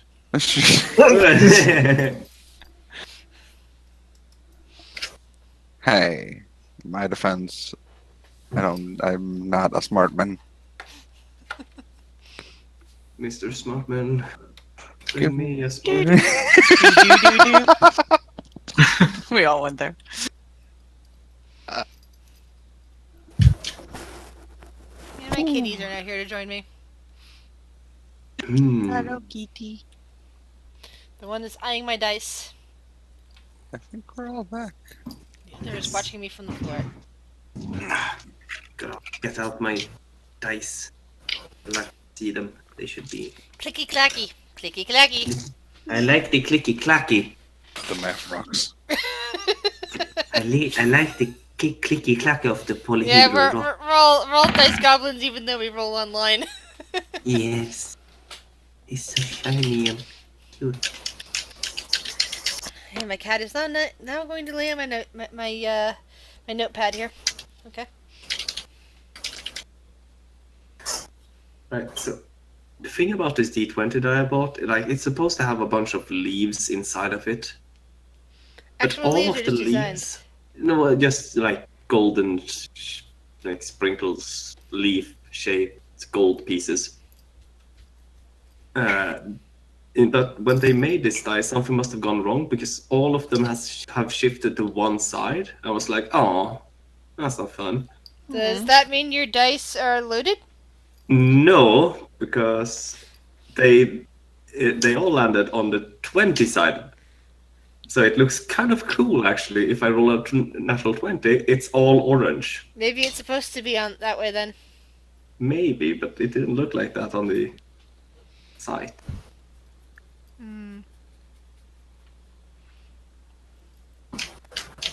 I saw a thing you could do on how to check if a dice is loaded or not, if it just brings a bunch of salt in water.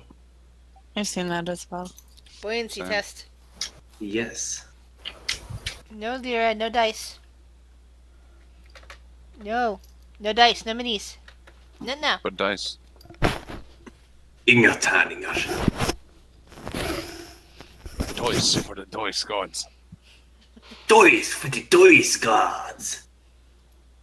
Tärningar för tärningsgudarna. Kitty, kitty, kitty. And there's now heavy purring in my arms.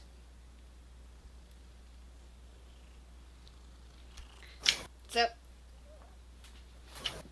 your characters are now headed southeast towards the capital of Zaladin, cutting through the woods, trying to keep an eye on the sun.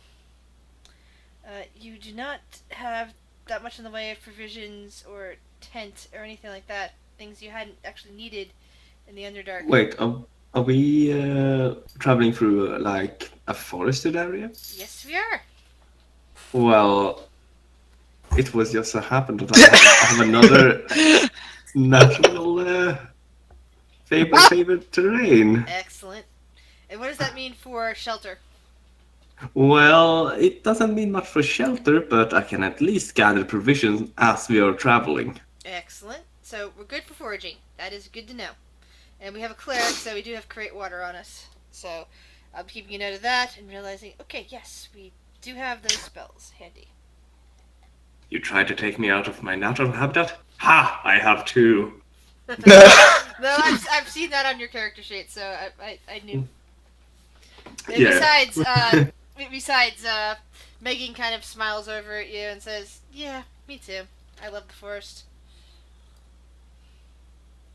It's actually something that we can maybe bond over, dwarf. Especially since I didn't take off your beard after all." Well, I mean, the forest is, like the boring underdog. Not really, Less but exciting, okay. less dangerous. And for like 12 hours a day, it's easy to travel.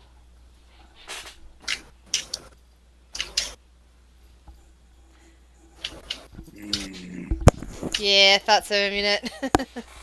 But I don't know. I didn't know if it was on for ranger as well. I mean for blood hunter as well. I mean. No favorite terrain. And it's technically demons, undead, and stuff. It's usually they're, Wait, your corpses on the favorite ground. terrain. So you just kill demons and undead and then walk on them. Yes, this is my favorite terrain. It's my natural habitat. What can I say? My favorite terrain my favorite is the corpses of my enemies. If my favorite terrain is a prison, can I escape from it? A rogue's favorite terrain. Possibly.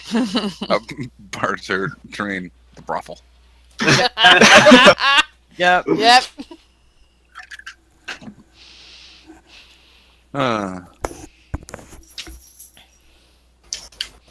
So player-wise, which would you rather, random encounters or more of the story? 'Cause I'm cool either way. We might need some random encounters just to keep ourselves active. But I'm okay but with the random story encounters. is something I've been also sitting on for a while. So it's like part of me is It's been a while since. for the story, but random encounters, people like that.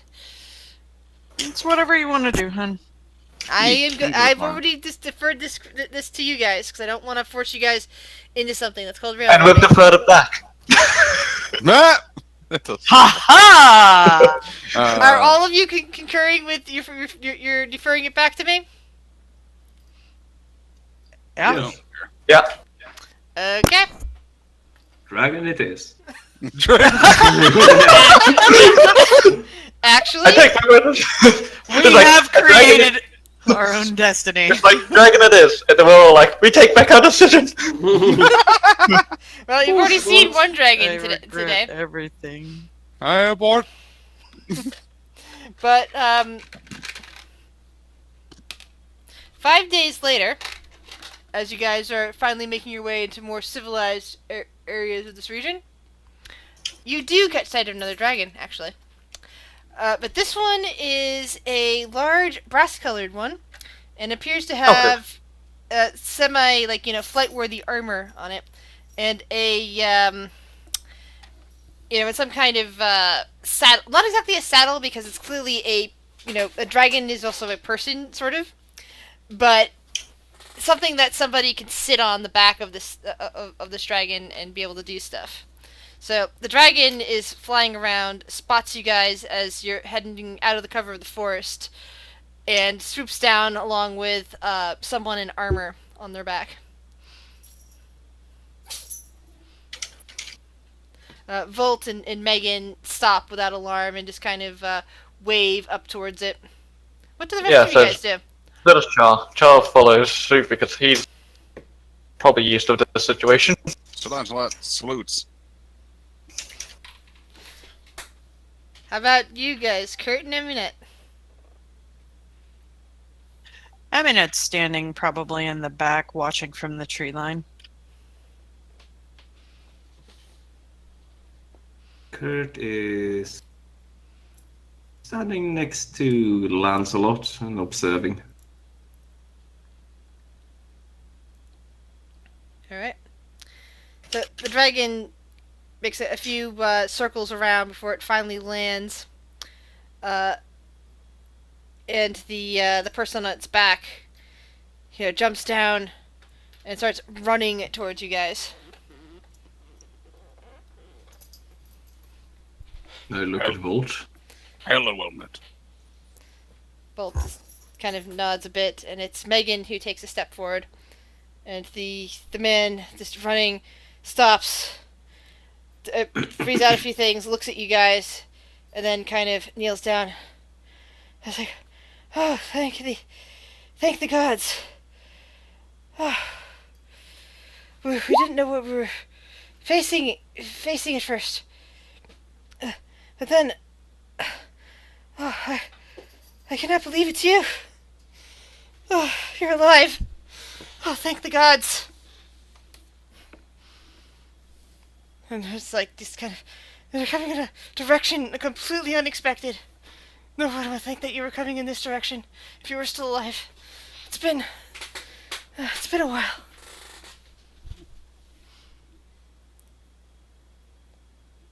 And like at this point, it's Megan who does the talking. Well, we need an escort back to the capital. These are my companions. They have been keeping me safe, shall we say. She smiles and looks over at the group of you. Yes, of course, Your Highness. And she just kind of like looks back at the dragon. If you would ride with me, that would be my honor.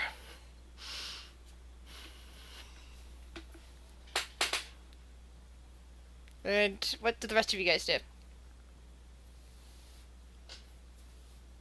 So Lancelot will do whatever is asked of him at the moment. He is being a knight, as he has read it in the fantasy books. Kurt looks like he is. Well, Kurt is actually just cleaning under his nails using his teeth.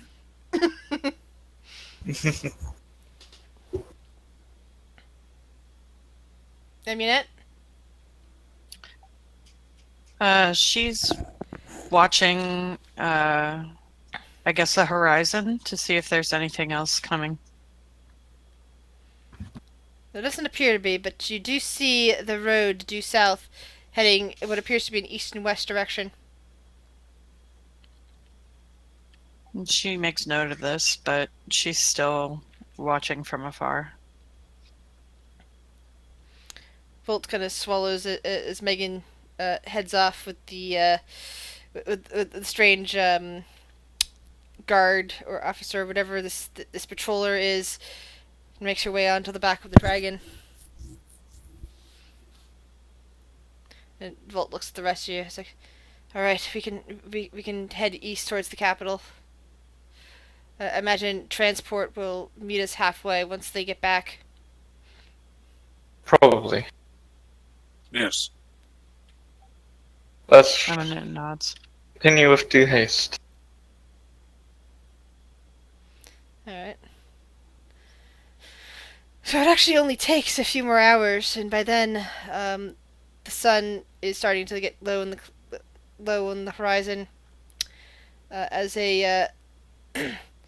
several official-looking wagons being pulled by carriages being pulled by steeds approach you on the road. And one of the driver of the first one kind of pokes the head out and says, "You must be the ones we were sent for. If you would get in the back, we will take you all the way to the capital." Of course. All right. So I'll clamber into the back. I might duck a little bit. As well. Charles just like, I prefer to travel myself. Then he turns into a horse. The horse is back. I found it. It's Char. Lancelot. What? Char? The man. He's gone. I don't know where he was. No, he's not. He's the horse. No, he's a person. He's got 2 legs, 2 arms. He's a person and a horse. He's a druid. Magic. He can transform himself. He finally gets. Flashback to all those times when Charlie just disappeared. And some sort of animal appeared. Wait, Char was the crab? Amunet His eyes just just go wide. Amunet looks up and just like nods and gives him like the double pat like on his like right shoulder. There you go.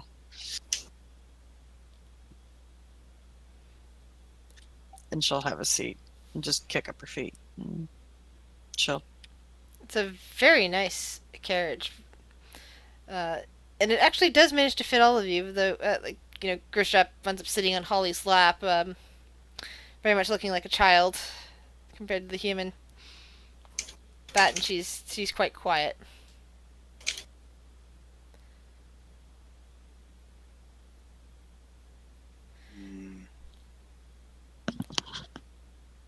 And eventually, after the sun goes down, you make it all the way to a city. It's surrounded by walls. You guys are coming through the gate, and you find yourself on cobblestone streets, surrounded by various buildings down the main street. There's some kind of stable with kind of horse-sized dragons kind of lounging around inside of it. Various colors.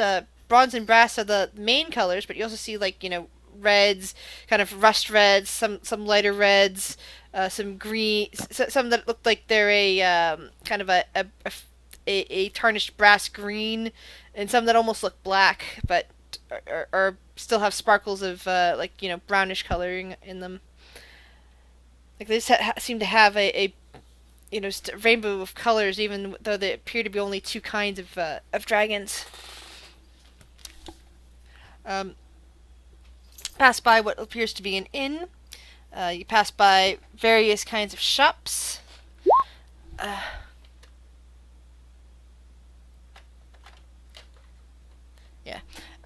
And you see all manners of peoples here. Kurt, you might not be familiar with this, given that the nature of Kolar, but you actually see kobolds walking up and down the streets. They stop and pause and kind of watch as the official carriage passes, but you're not used to seeing kobolds at a city structure. And you also see more orcs, not simply half orcs, which you might be used to in Kolar, but you see full-blooded orcs, which you would never see inside of a city, unless they were being brought in chains or something like that down in Kolar. There's usually a lot of problems with the various tribals down there. Kurt is giving obvious weird looks.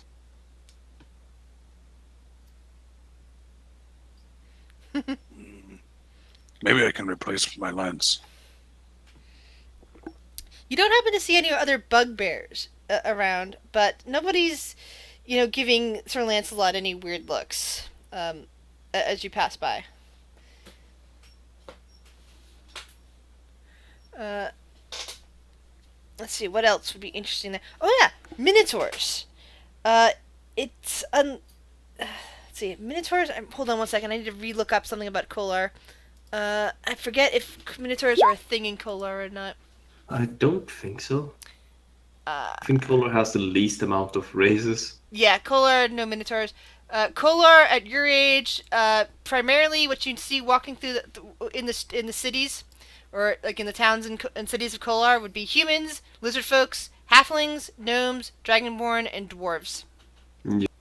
You don't even see elves, because elves except for drow, went extinct. In fact, that's probably the oddest thing that Kurt sees. Basically things that look a lot like drow, except are very light skinned, and even the ones that have darker skinned, more of a nut brown color, are still a lot lighter than the charcoal black of a drow that Kurt is familiar with. I just whisper, pale drow. What? What? Drow. I look where he's looking at. Pale. Oh yeah, minotaurs are thought to be extinct in Kolar. So the occasional minotaur wandering down the street is even an odder sight than the pale drow. Boo. Orcs and kobolds.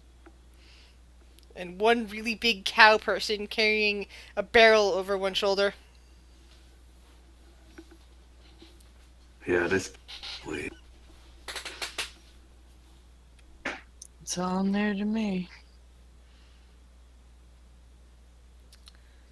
So eventually, the group of you... oh, sorry, were you saying something, Sir Lancelot? No, I was just. You're just going. So eventually, the group of you end up at the gates of the castle, which is also a bit surrounded by its own wall, like a wall within a walled city. But of course, given how long they've been at war with the undead, that's not unexpected. So you guys are escorted out, and several guards who are looking actually quite excited are like, watching you guys as you come and are like looking at each other, although they're giving suspicious looks towards Athnar, who's staying within your company. Are still like whispering each other, and you can hear. Roll a perception check to see if you hear them. Actually, Boop.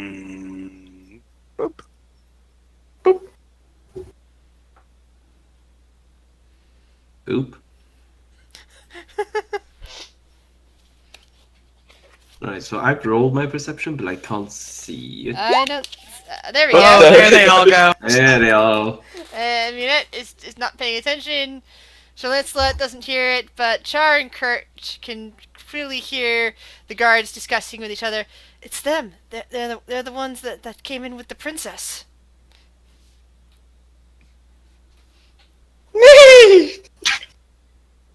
I'm like viciously like making eye contact with that person. Like as we drive by, I'm just dropping the eye contact.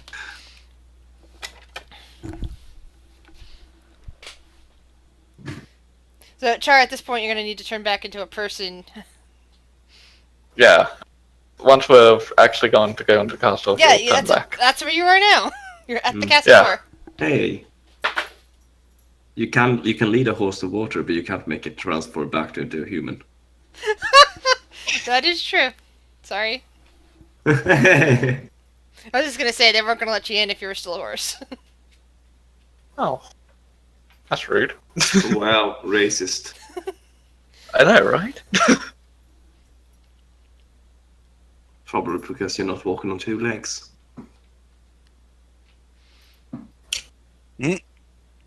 Anyway, so you guys are led inside and all the way to the throne room. The king, he looks to be a middle-aged man, brownish, brown hair with a little bit of, gray here and there, a goatee, bluish eyes, and he smiles and claps his hands together as you arrive. There's also a young woman nearby, and it takes some of you a moment to place her, and it's really the eyes that give it away. It's Megan, except she's no longer in, soiled armor and, other clothes. It looks like she's clearly had a bath before getting a change of clothes, and, somebody's done her hair. It's still short hair, of course, but somebody is taking the time to clean it and brush it and everything like that. But she is wearing a some kind of stylish dress from the look of it, mostly pink, with some black and gold braiding along it, and a tiara. She does not look the most comfortable in this getup, but apparently this is we have official business to take care of type clothing. But she's kind of grinning and bearing it. Kurt is not pointing and laughing. He's chuckling though. Grishap is her golden eyes are kind of wide, taking this in, and wow, she really is a princess. And the man begins to speak. Now, if you recall right, I'm not the best at voices, and I cannot simulate this voice, but every time he speaks in my head, his voice to me sounds like it's done by... Sean Bean. No, by Martin Sheen. Yeah. It's so good to have you here as our guests. Megan has been saying so many good things about those of you who are not even of Zaladin who managed to save her life, along with several people who had not had the opportunity to know she had gone missing. And of course you, Volt, you have kept her safe ever since the attack. Volt tries not to take credit for this, but he kind of nods his head slowly. Very good. We will discuss that shortly. He smiles at him, and Volt kind of has this weird look. But then he turns to the rest of you. Please, what are your names?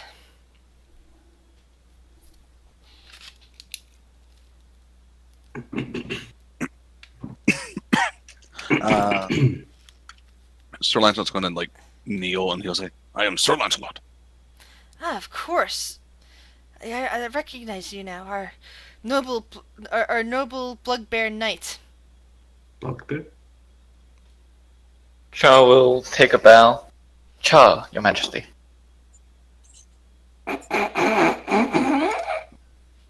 I'm Kurt.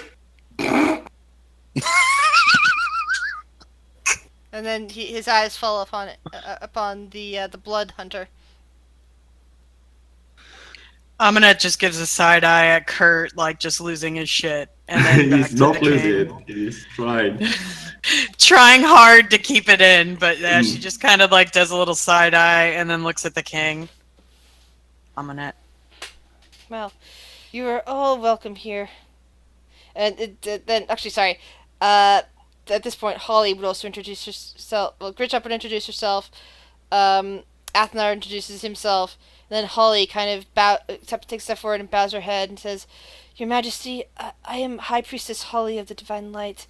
I am hoping that we can have a few minutes to discuss something that affects this nation as well as many others."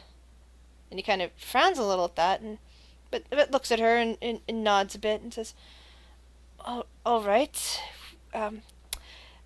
I have taken the liberty to arrange a dinner for all of you to say thanks for helping rescue my daughter. Megan is kind of behind him, rolling her eyes. You can kind of figure that she's muttering something about, "I rescued myself, they helped, thank you very much." That sort of thing. Kurt is even more chuckling. A new way of chuckling comes over him. And the king continues with saying, "I hope you do not take this as rude. I imagine take it as, I know you've been traveling a long way and that the circumstances that brought you in contact with my daughter may not have been the most pleasant, but the bathhouse will be at your disposal here in the castle. I hope that you'll use it before coming to dinner, and the servants will bring you fresh clothing to wear while they clean what you are currently have on." Megan grins wide at some of you. Her eyes seem to be focused on Kurt. I chuckle even more. Grishrop kind of looks between them because Holly and Volt are both need to talk to the king. And looks around, and Polly kind of looks at her and says, "It's all right. You can go with them. They'll keep you. They're safe. We've been traveling with them for a while now." And she nods and smiles. I need a new lens. "That can be arranged," says the king. He just kind of bows more. "Now go. Get yourselves cleaned up, and I will discuss this more with you at dinner."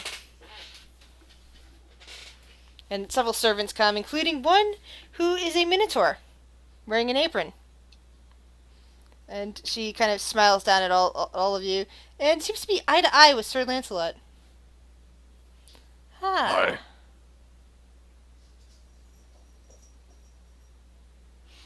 Well, if you'd like to come, I can get you guys cleaned off if you do not feel like actually going to the baths, if you don't wish to disrobe in front of each other or anything of that nature.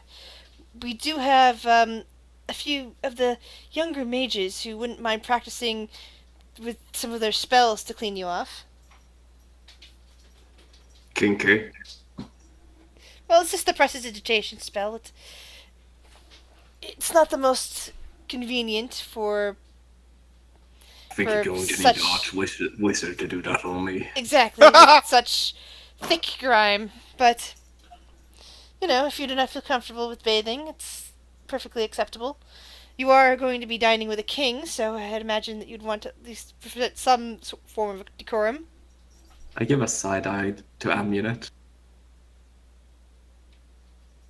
Like, do you think I can get away with not bathing? Just submit. Listen, I'm a little bit scared. I haven't been in a bath for probably over a year. I don't know what will surface. Grosdrop's eyes go wide at Kurt, and she says, "You've been to a bath before?" Oh yeah, I used to be quite a clean. I would. And she kind of frowns a bit and kind of looks a bit uncomfortable, and she says softly, I've never been to a bath." Oh, now's the time.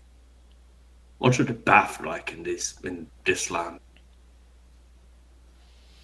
The Minotaur servant who's leading you in that direction says, "Oh, they're quite wonderful. This being the castle, more private baths are much more sumptuous than the public ones in town. Although those are far better than a lot of what the sorry, in the city. But those are even there far better than those that you might find in one of the towns. I do not know what kind of bath you have, and you have such an interesting accent, there, Mr. Dwarf." Well, I'm used to bathing ponds. Well, then this will be quite a treat. And she pushes open a door, and there is a sumptuous, basically what we think of as a small indoor pool, with little, like little chair indents in areas, like water that seems to be flowing via magic across the chairs areas. There is some sort of floral scent in the air, and there's just steam perfuming everywhere. And there's racks with not racks, yeah, racks embedded in the walls with towels hanging from them. And she says, "We can have attendants here to help with your needs, or we can leave you alone to talk if that's what you want. You can also, if you're feeling uncomfortable with nudity, wrap a towel around yourself. There is a small changing room over there," and she kind of points to a little alcove. Kurt is all the way halfway to the pool. He's already half naked. And she starts plucking the clothing up from the ground. And he does a cannonball when he's fully naked. She does not look like this is the most unusual thing she's ever seen. Yeah, Shalanta is taking off the armor and sets his dented helmet on top of it in a pile. Yeah, while the water turns brown around Kurt for a moment, the magic that keeps it flowing apparently is dragging. Yes, is apparently dragging the dirt and grime away, along with a couple of the bugs that go floating by, and apparently catching it somewhere because the fresh water is flowing out the other side. A wheel of cheese gets pulled.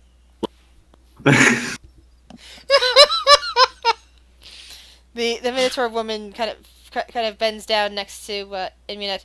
"Is there something you need, dear?" And she's gonna whisper something. All right. She tilts her head. And she nods and pats her on the side.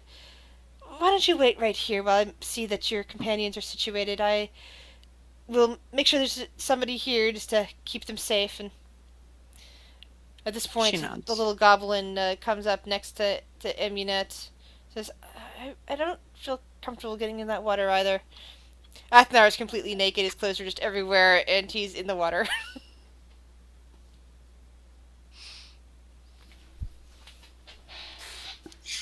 Shalanta just kind of gently cleanses, and he's being what he's learned being a knight. Children's fantasy book. What about Char? What is Char doing? He's also insistent that his weapon and armor stay near him. Yeah. So the people that came to Charles fight- probably gonna. Go ahead. Charles probably gonna want to just have the magic choice. Good rather not. Alright. So the Minotaur woman, as a couple of the lieutenants come in to deal with the most of the weapons and armor, except that they leave Sir Lancelot's behind because he insists on it. The Minotaur woman escorts Aminette, Char, and Grisdrop out of the room, and takes them, up a set of stairs and into a library where there are several humans and half elves studying things. She kind of claps her hands together and says, "All right, students of the arcane, these individuals would very much like you to use prestidigitation on them to clean them off." And they look up from their studies. In their robes, especially with their hair like tucked under caps, it's the robes are shapeless and kind of like hang loosely on their bodies. It's very difficult to tell male from female in this grouping.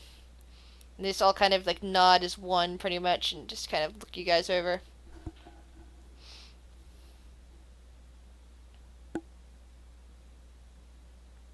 I will just step forward and let them do whatever they're gonna do. Prestidigitation! Prestidigitation! No, that's not it. Oops, sorry. Prestidigitation! There you go. All clean now. That pink rose on your collar should go away in an hour. What? Charles just the- laughing at the situation a bit, chuckling at the amusing situation. Another one comes up to Looks Char at and just starts, also trying to cast. And let's see. Roll a 1d100 for me, please, Char. I'm sure it's fine.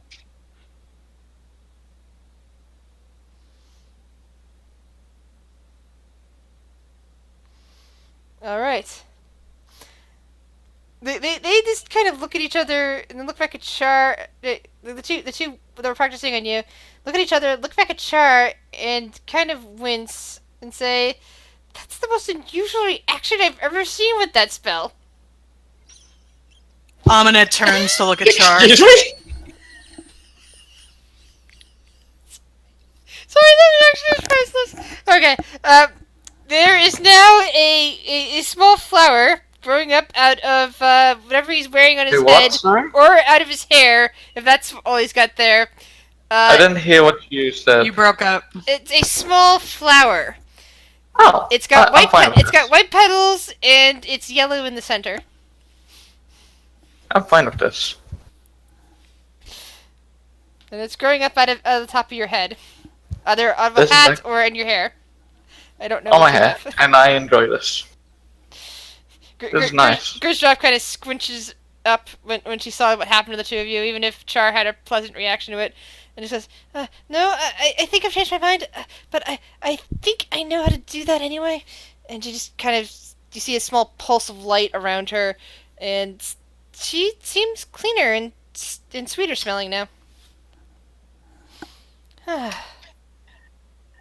Nice. I'm fine. Hey. It is a nice addition. And so is yours. They both seem to make flowers, Grisdrop points out. I But don't know yours if is things just really goes. yours is just a pink flower shape in your clothing around your neck, but his is an actual flower. Maybe it's because he's a druid? Maybe. Maybe. Meanwhile, Sir Lancelot and Kurt.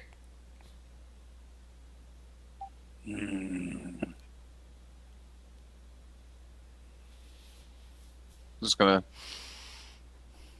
He's just kind of like enjoying the water. Oh, yeah. So is Kurt.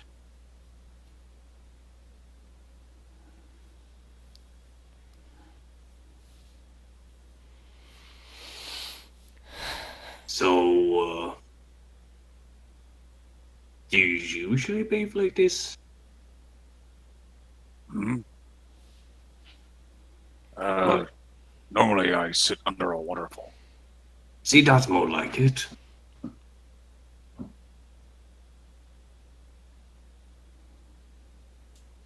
Drying's easy. Do I have to make some kind of a check to get myself clean? Or does the magical water No, but you suffice? won't be fully clean unless you dunk your head underwater. Alright, you know what? In for a penny, in for a pound, I'll do it. I'll get myself fully cleaned. Oh, yeah. And all the bugs and grit go floating out of your beard. It's a disturbing scene. Atnar is sitting on the other side of the pool, is just staring at you wide-eyed. Oh no, I'm trying to make sure that Afnar is in the stream. Unfortunately, he's sitting at the front of the stream. You're closer to the other side. He's sitting far away from you. I start a little bit of a water fight where I take up my tainted water and throw it at him. Roll a dexterity check. Basically, when kids play in water, they. Yeah, Throw I know water at each how other. it works. But mine is disgusting water.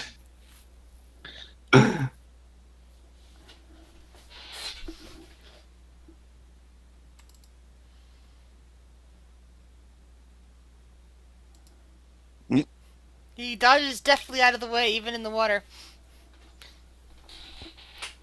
I chuckle. And he somehow reaches for his facepalm stone and causes it to facepalm. Sherlan's already dunked his head underneath the water at one point. He's waiting to be able to.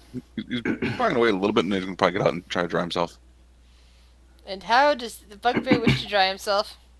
Like a dog. Excellent! Is there a hairdryer spell around? No, but as he gets out of the water, you suddenly feel droplets just collide onto you, Kurt, from Sir Lancelot shaking himself. It is a violent and full body shake. Thanks. I need a shower after a bath.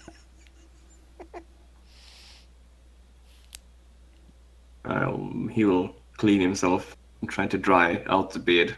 But now it's probably a little bit more. Has a little bit more of a volume now. Yep, it's actually all clean and sparkly, and there's even some.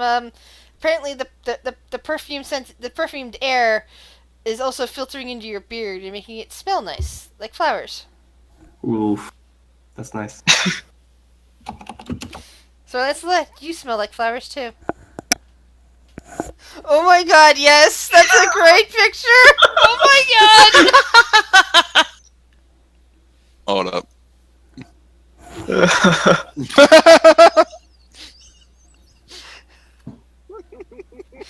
Yes, I love it. it's almost like Cousin It.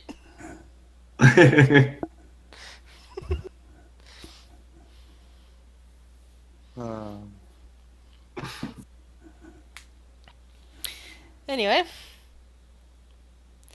So, you're presented with clean sets of more fine clothing. Char would have his own somewhere. Could probably request his own to have his own personal clothing that he actually owns. Alright? Lancelot put it on and then put the armor on over top. Yeah, Kurt does the same as Sir Lancelot. Actually, Kurt, your armor and weapons and everything else were taken away to be cleaned elsewhere. Only Sir Lancelot's was left behind.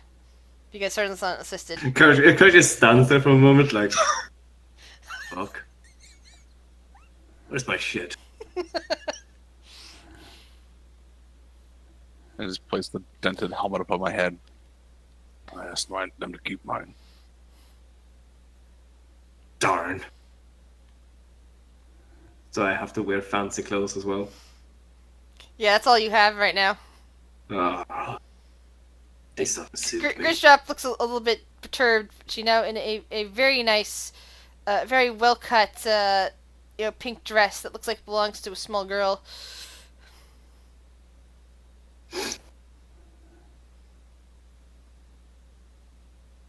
Did she go off to have the wizards clean her? Yes, but she was also presented with some, some fine clothing rather than the rags she was in. But we're all gathered up together now. Yeah, you guys are all gathering together in the dining hall. Volt is now wearing something, very regal, and he looks very uncomfortable. Same. Know that feeling, Volt. Same. Volt kind of shakes his head. Oh, it's more than that. I've been given a title and a name. I also have a name. Some people call me chef. I just can't believe it. What's your title? I was given a lordship in land.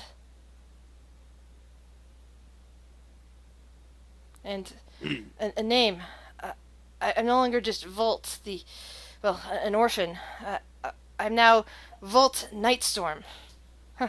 Funny name, huh? Bolt Nightstorm. It's got a good ring to it. Nightstorm, Nightstorm. or Nightstorm, like Night as in nighttime, as in darkness, Alright, as yeah. in. Nightstrom. Yes. Storm. That's what I Storm, said. strong.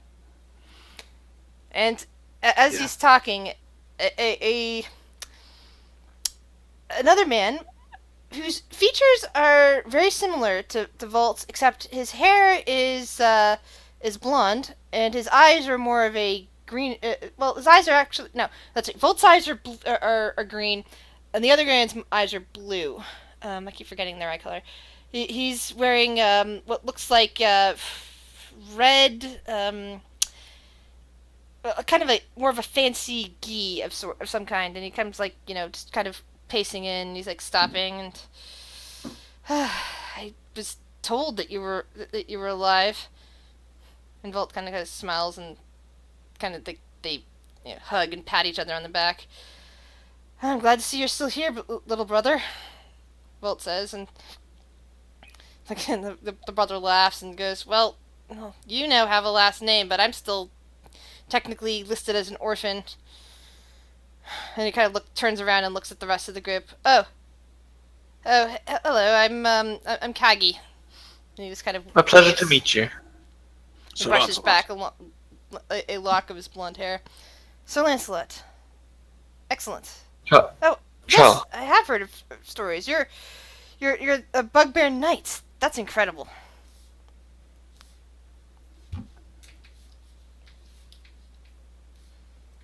Yes. And looks back at Volt and kind of nods again, and it's like, well, you've done good, brother. Hopefully I'll be able to distinguish myself for the kingdom too. But I'm not sure if I'll be able to do it the way you did. And Volt just kind of laughs and says, well, it's more of we got captured together and later escaped together, but yeah. And Kagi kind of laughs. He kind of smiles at the rest of the group. Well, I'll be joining you guys for dinner, so maybe we'll get a chance to talk. And he goes and looks around for a seat. Does the royal chef need help cooking? No, I think that they're about done. Are you sure? I have exotic ingredients. At their quips, I thought they all got dragged down the drain. Well, I mean, I stored a lot of them in my bag, and I look around and I go, shit.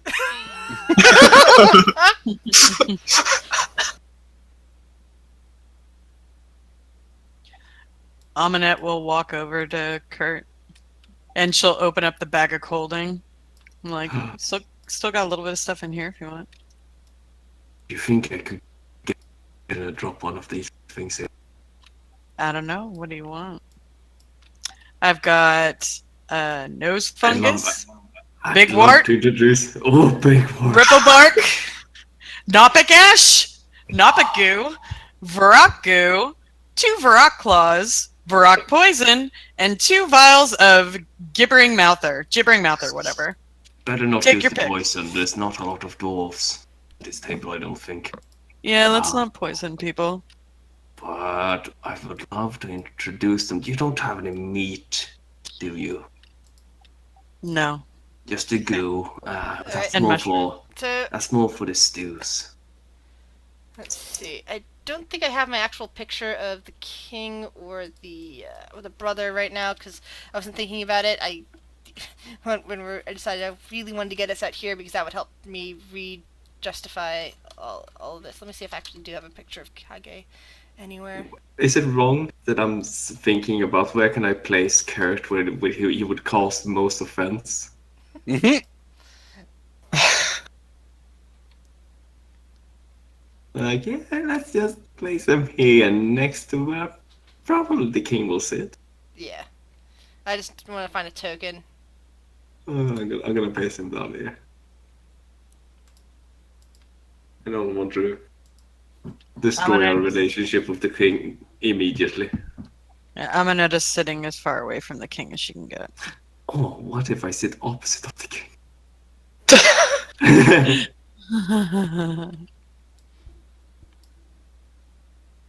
Yeah, that's the best token I can find. I'm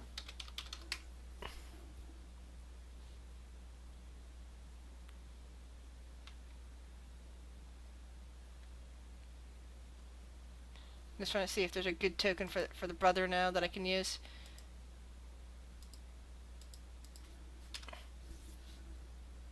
Just put Volt down again and turn him yellow. No, because he doesn't have a beard for one thing. Put Volt down and turn his token upside down.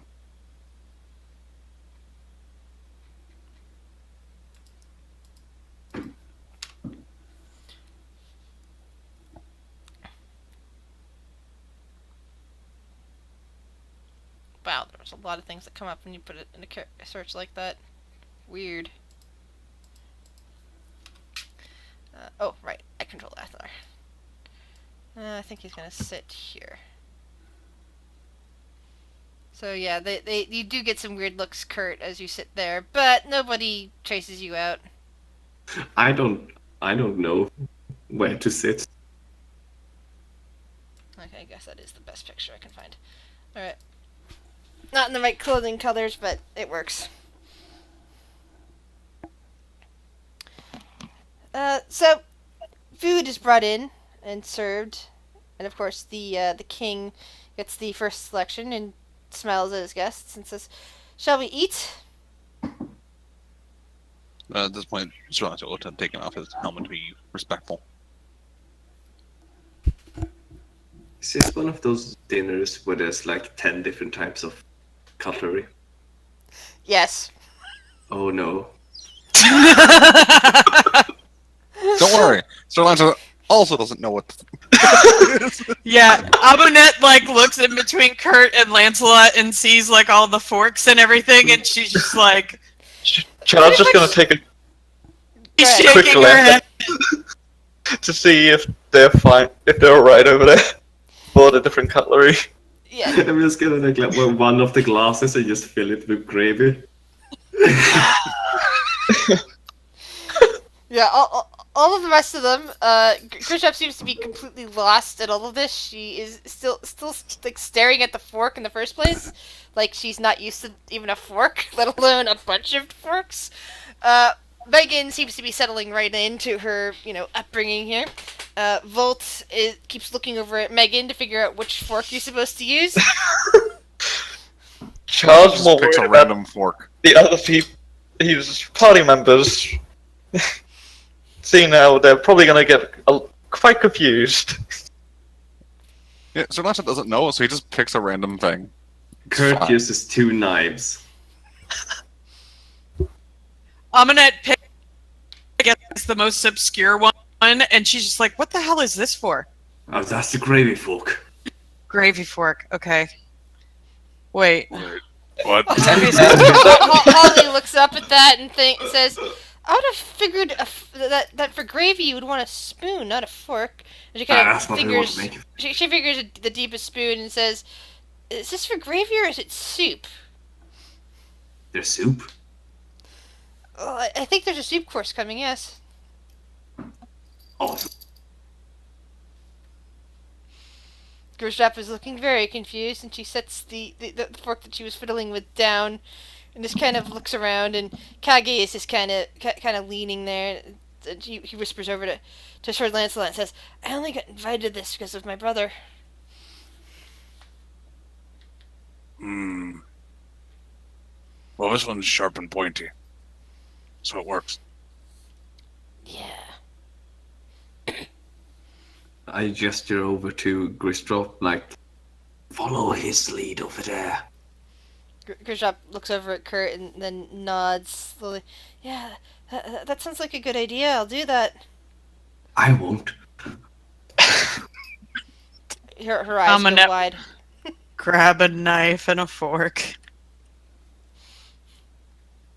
I feel like he's read a book about, Decorum? like, yeah, but partially. Enough to know that there's what a knife and a fork is, but not enough to know what every fork and knife is. Enough to know that hands are out of the question. Basically. I think he's like made out of like a fork out of like a bone. I'm trying to imitate it. Yeah, the king, it kind of looks at the grave review for a bit, but, just kind of, he seems to be resigned to the fact that he is dining with barbarians, for lack of a better word. Technically, none of you are barbarians, but you know what I mean. Kurt He's brings up uncultured his and gravy. uncivilized, but he, is willing to put up with it, and he's not, like, upset that you do not know what you're supposed to do with what. Your Majesty, you get used to it. He just kind of nods towards Char and says, "Ah, yes, indeed. And since they were instrumental in making sure my daughter returned, that is the most important part." I also found the sun. That is a excellent thing there, Sir Lancelot. It took him a long time. Make a note of it. You have found the sun.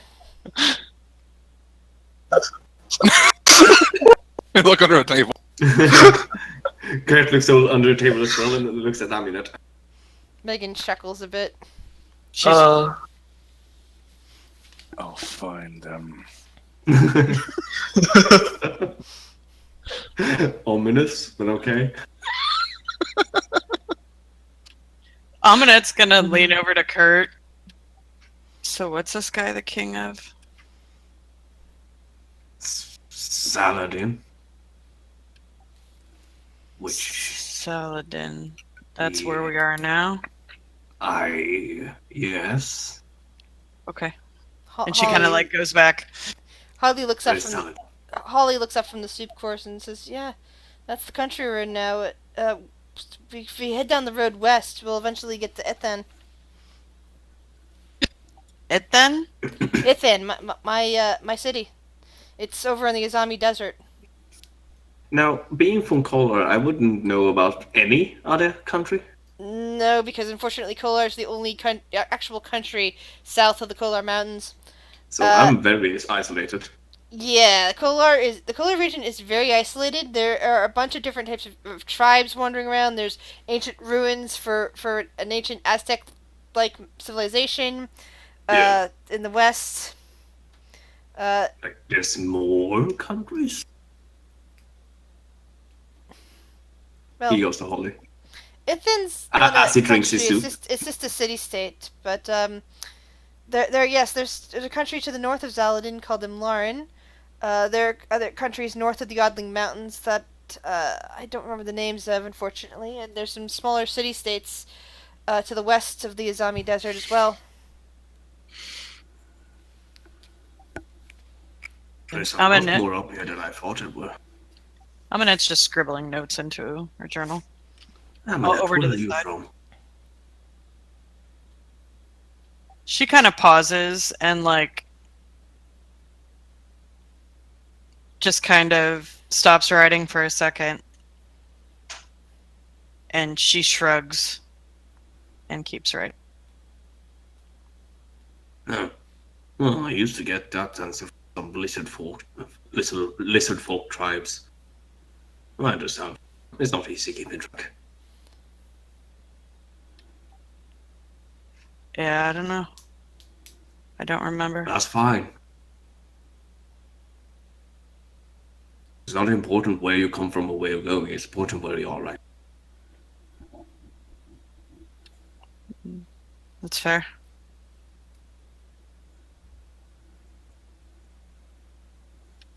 Yeah, I don't much past a certain point, to be honest.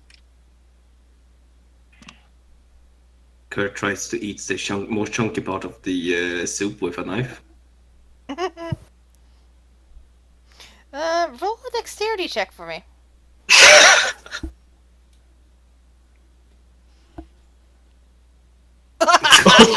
I stabbed the plate. It's actually more like you stab through the bottom of the bowl, and there's a little crunch, and the saucer under it begins to get damp as liquid starts pouring out the crack. I leave the knife stuck in the bowl.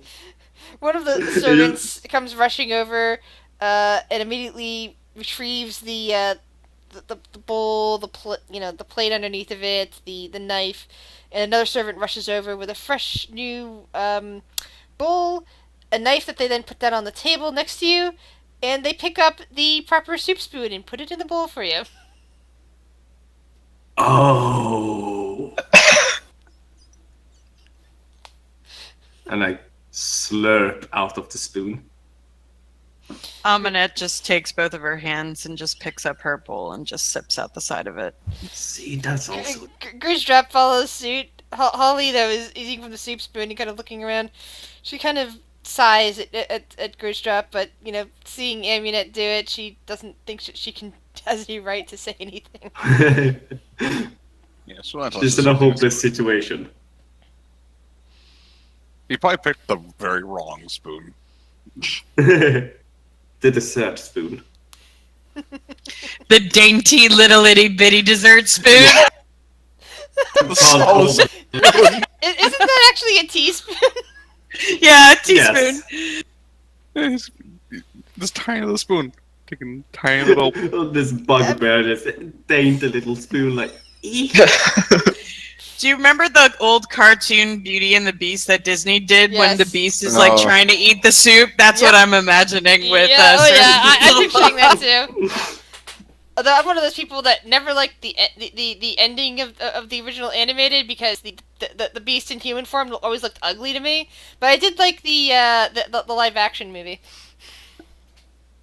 Looking back, looking back, kind of like Gaston. You gotta like Gaston? Yeah. He reminds me of one of my friends. Really?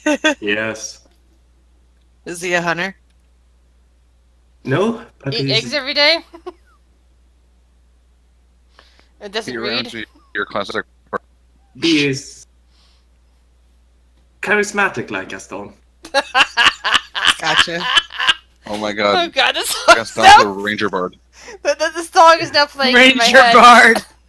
We joke about it. Which is ironic, be considering the guy that plays him in the live action movie also plays Bard in the Hobbit. So who is actually a ranger, by the way. This is fair. This is all fine. But Yeah, that's- now remember, his picture's actually in the monster manual under Lycanthrope. I've actually put a picture next to like my friend and Gaston, like side to side, and I'm like, look, it is you. And it's like, fuck. Oh my god.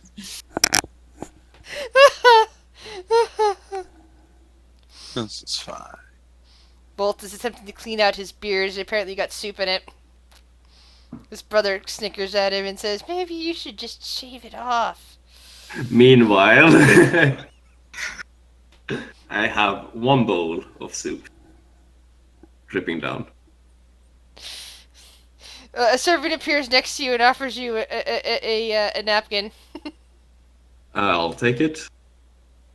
I clean myself and put the napkin in my pocket.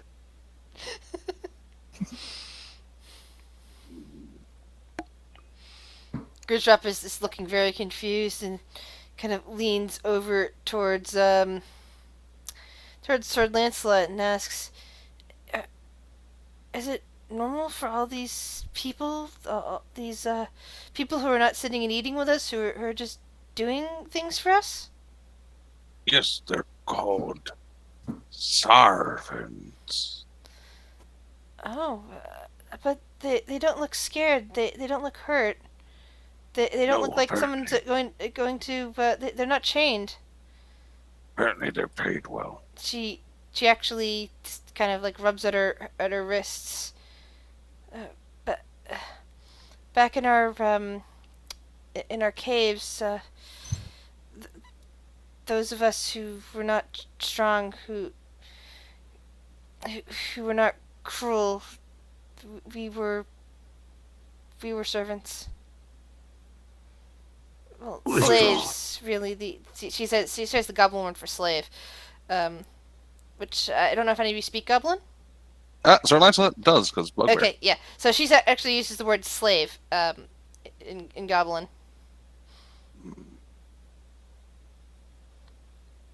Right. Before I read the books, I was not a nice. People. He's saying this back. Grisdrop just like looks at you and says, some of the others were not as they acted cruel because they didn't want to be in chains. They didn't want to be sold. They didn't want to be whipped and beaten all the time. So that they acted cruel, but sometimes they were kinder inside and didn't really want to be there. It's why they weren't just allowed to be to be themselves. I don't know. But up here, it's just so different. Yes.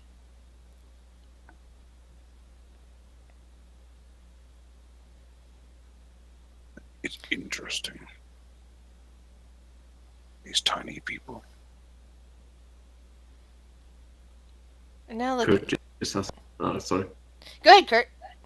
No, I was just gonna say Kurt has a spoon in his mouth as he's just observing this conversation in Goblin.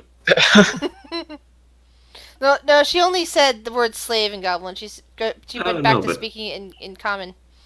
Oh, I thought that Sir Lancelot was speaking Goblin. Yeah, I are thought he are was you Sir too. Lancelot? He was for, like, just Oh, okay. talking about the when he was talking about he wasn't a good goblin, but then he switched back to common. Okay. Or bugbear. Yeah, so Grisdrop was saying in common about the sadness of people having to act a certain way just so that they don't get beaten and kicked around.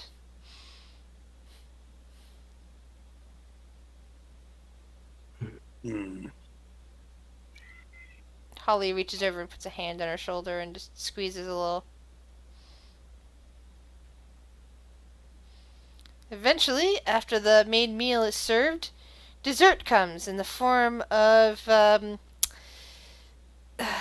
it's a form of basically chocolate pudding parfait is the best way to put it, with fresh raspberries on top.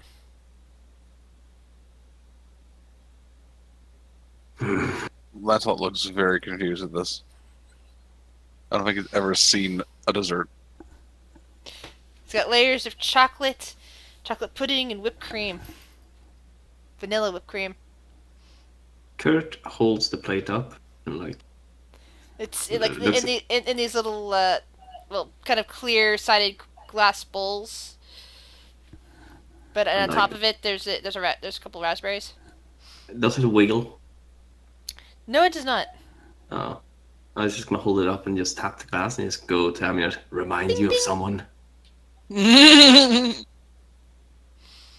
Grishop was about to put her spoon in there when she looks up hearing that and blinks over at Kurt. Well, it was another royalty. Hey? Grishop puts her spoon down and isn't sure she can eat that anymore. Meanwhile, Megan is pretty much halfway through her dessert at this point. Of course she is. Kage is also halfway through his dessert because he wasn't there. He doesn't know anything about this, and he kind of looks around. He looks over at you and says, "Huh? What you talking about, dwarf?" I feel like Lancelot takes now the what would be the bigger soup spoon to eat. He takes the ladle. Takes the ladle in one fell swoop, just like the whole thing in the mouth.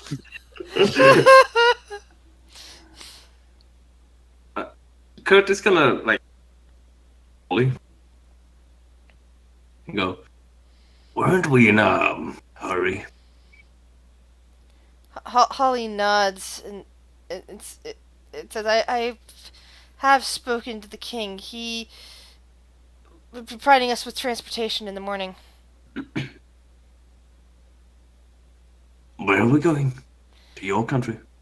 I don't have a country. I have a city-state, she says. Actually, What is a city-state? I live in an independent tower right outside that city-state. Technically, we are our own... it's too hard to explain. I live in another city. It's another way to explain So it. Not in Saladin. A country, Saladin, and next to it is a city-state which is independent. And in that city-state... It's actually in the middle of a desert. The desert is an independent land in and of itself. There are all sorts of things going on in there, but no actual countries in there. But there's a city-state in the desert. So what you're saying is next to the Saladin there's an independent desert, and in that independent desert there's an independent city-state, and in that independent city-state there's an independent tower, and that's where you're from. Aminette just puts and leans over and just puts a hand on Kurt's shoulder. What I'm getting from this is that you're a very independent woman. Holly actually nods. That's actually kind of accurate. Holy shit.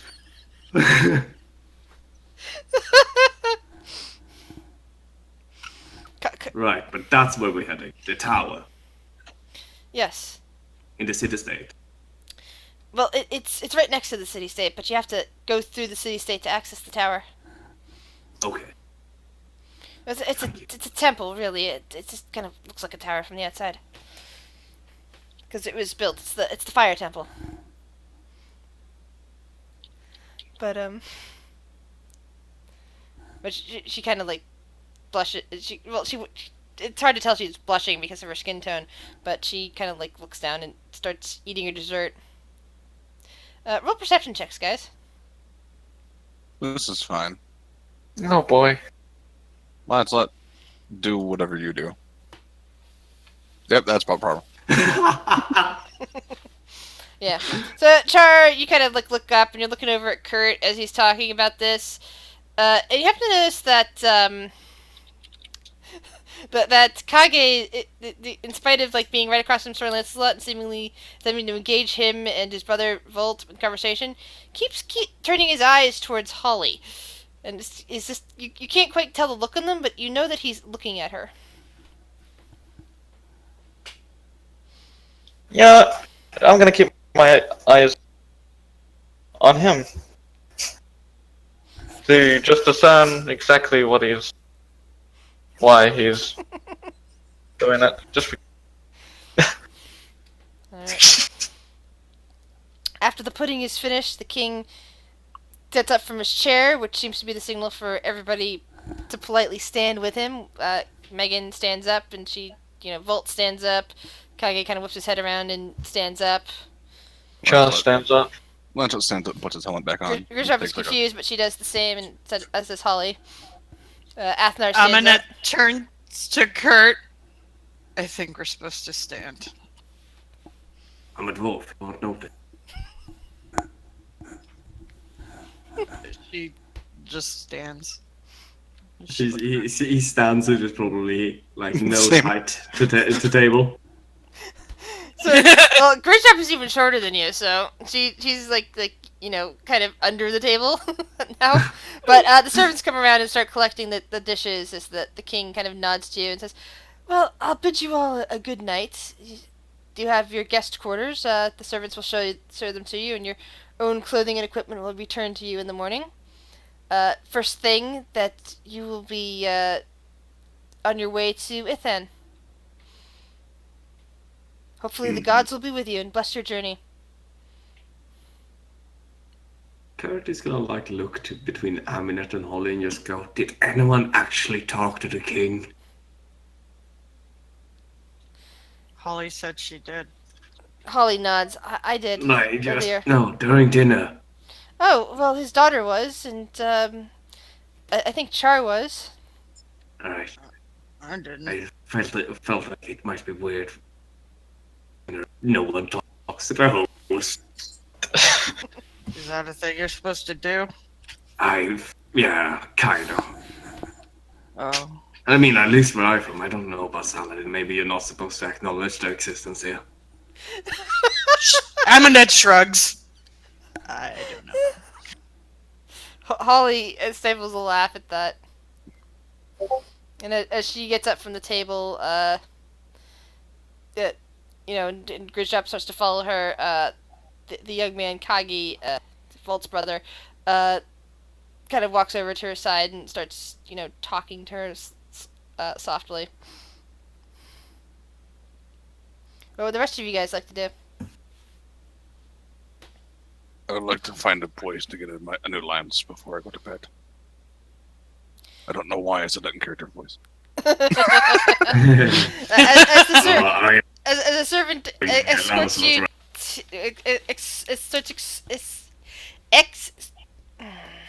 escorting you to your guest room, you are shown that a brand new, lovingly crafted lance is waiting for you. I look at it. Look at the broken hilt. And just smile. Kurt, what would you like to do? I was gonna say I was just following Sir Lancelot around, but if we're being led to our rooms, I think I'm just gonna like trying to act as I'm supposed to act in this kind of situation, as I think I'm supposed to act. Just follow and regal. But the moment I get to my room, I'm like, oh, for fuck's sake.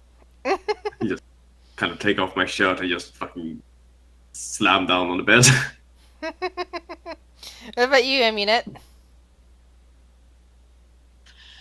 When everybody heads to their rooms, Aminette's gonna go back to the bathhouse. Okay. And she's just going to sneak inside. Oh, stealth check. Okay, let's see how this goes. Oh, you know what? She's gonna cast invisibility on herself. Ah, okay. That will look weird in the water. And then, what is that? Stealth with advantage? Yes.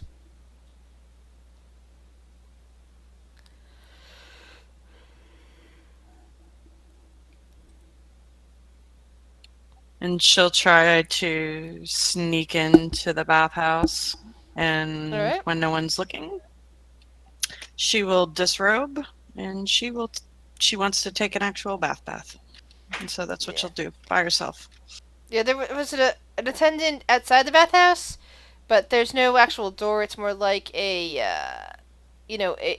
partition, a few partitions that keep line of sight hidden from the entranceway.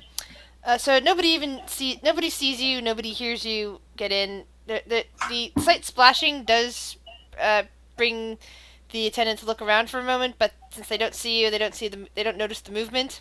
They head back outside. Nobody's actually in the bath area, so you've got it all to yourself now. She'll take herself a little private bath, and then she'll head up to the room after she's done. All right. What about Char? What would Char like to be been doing? Char's probably gonna just write a letter to his family, and then after that, go to sleep. All right. So, guys, we'll be picking this story up again in 2 weeks with probably a lot more stuff going on at that point. I'm very grateful that you guys managed to indulge me for a lot of the story stuff that I'd had in my head for a long while. Of course. Always fun. Yeah, it was good. And hopefully by next week, in 2 weeks, Quentin will be able to join us. And I'll have a proper character sheet and a proper picture done for Kage.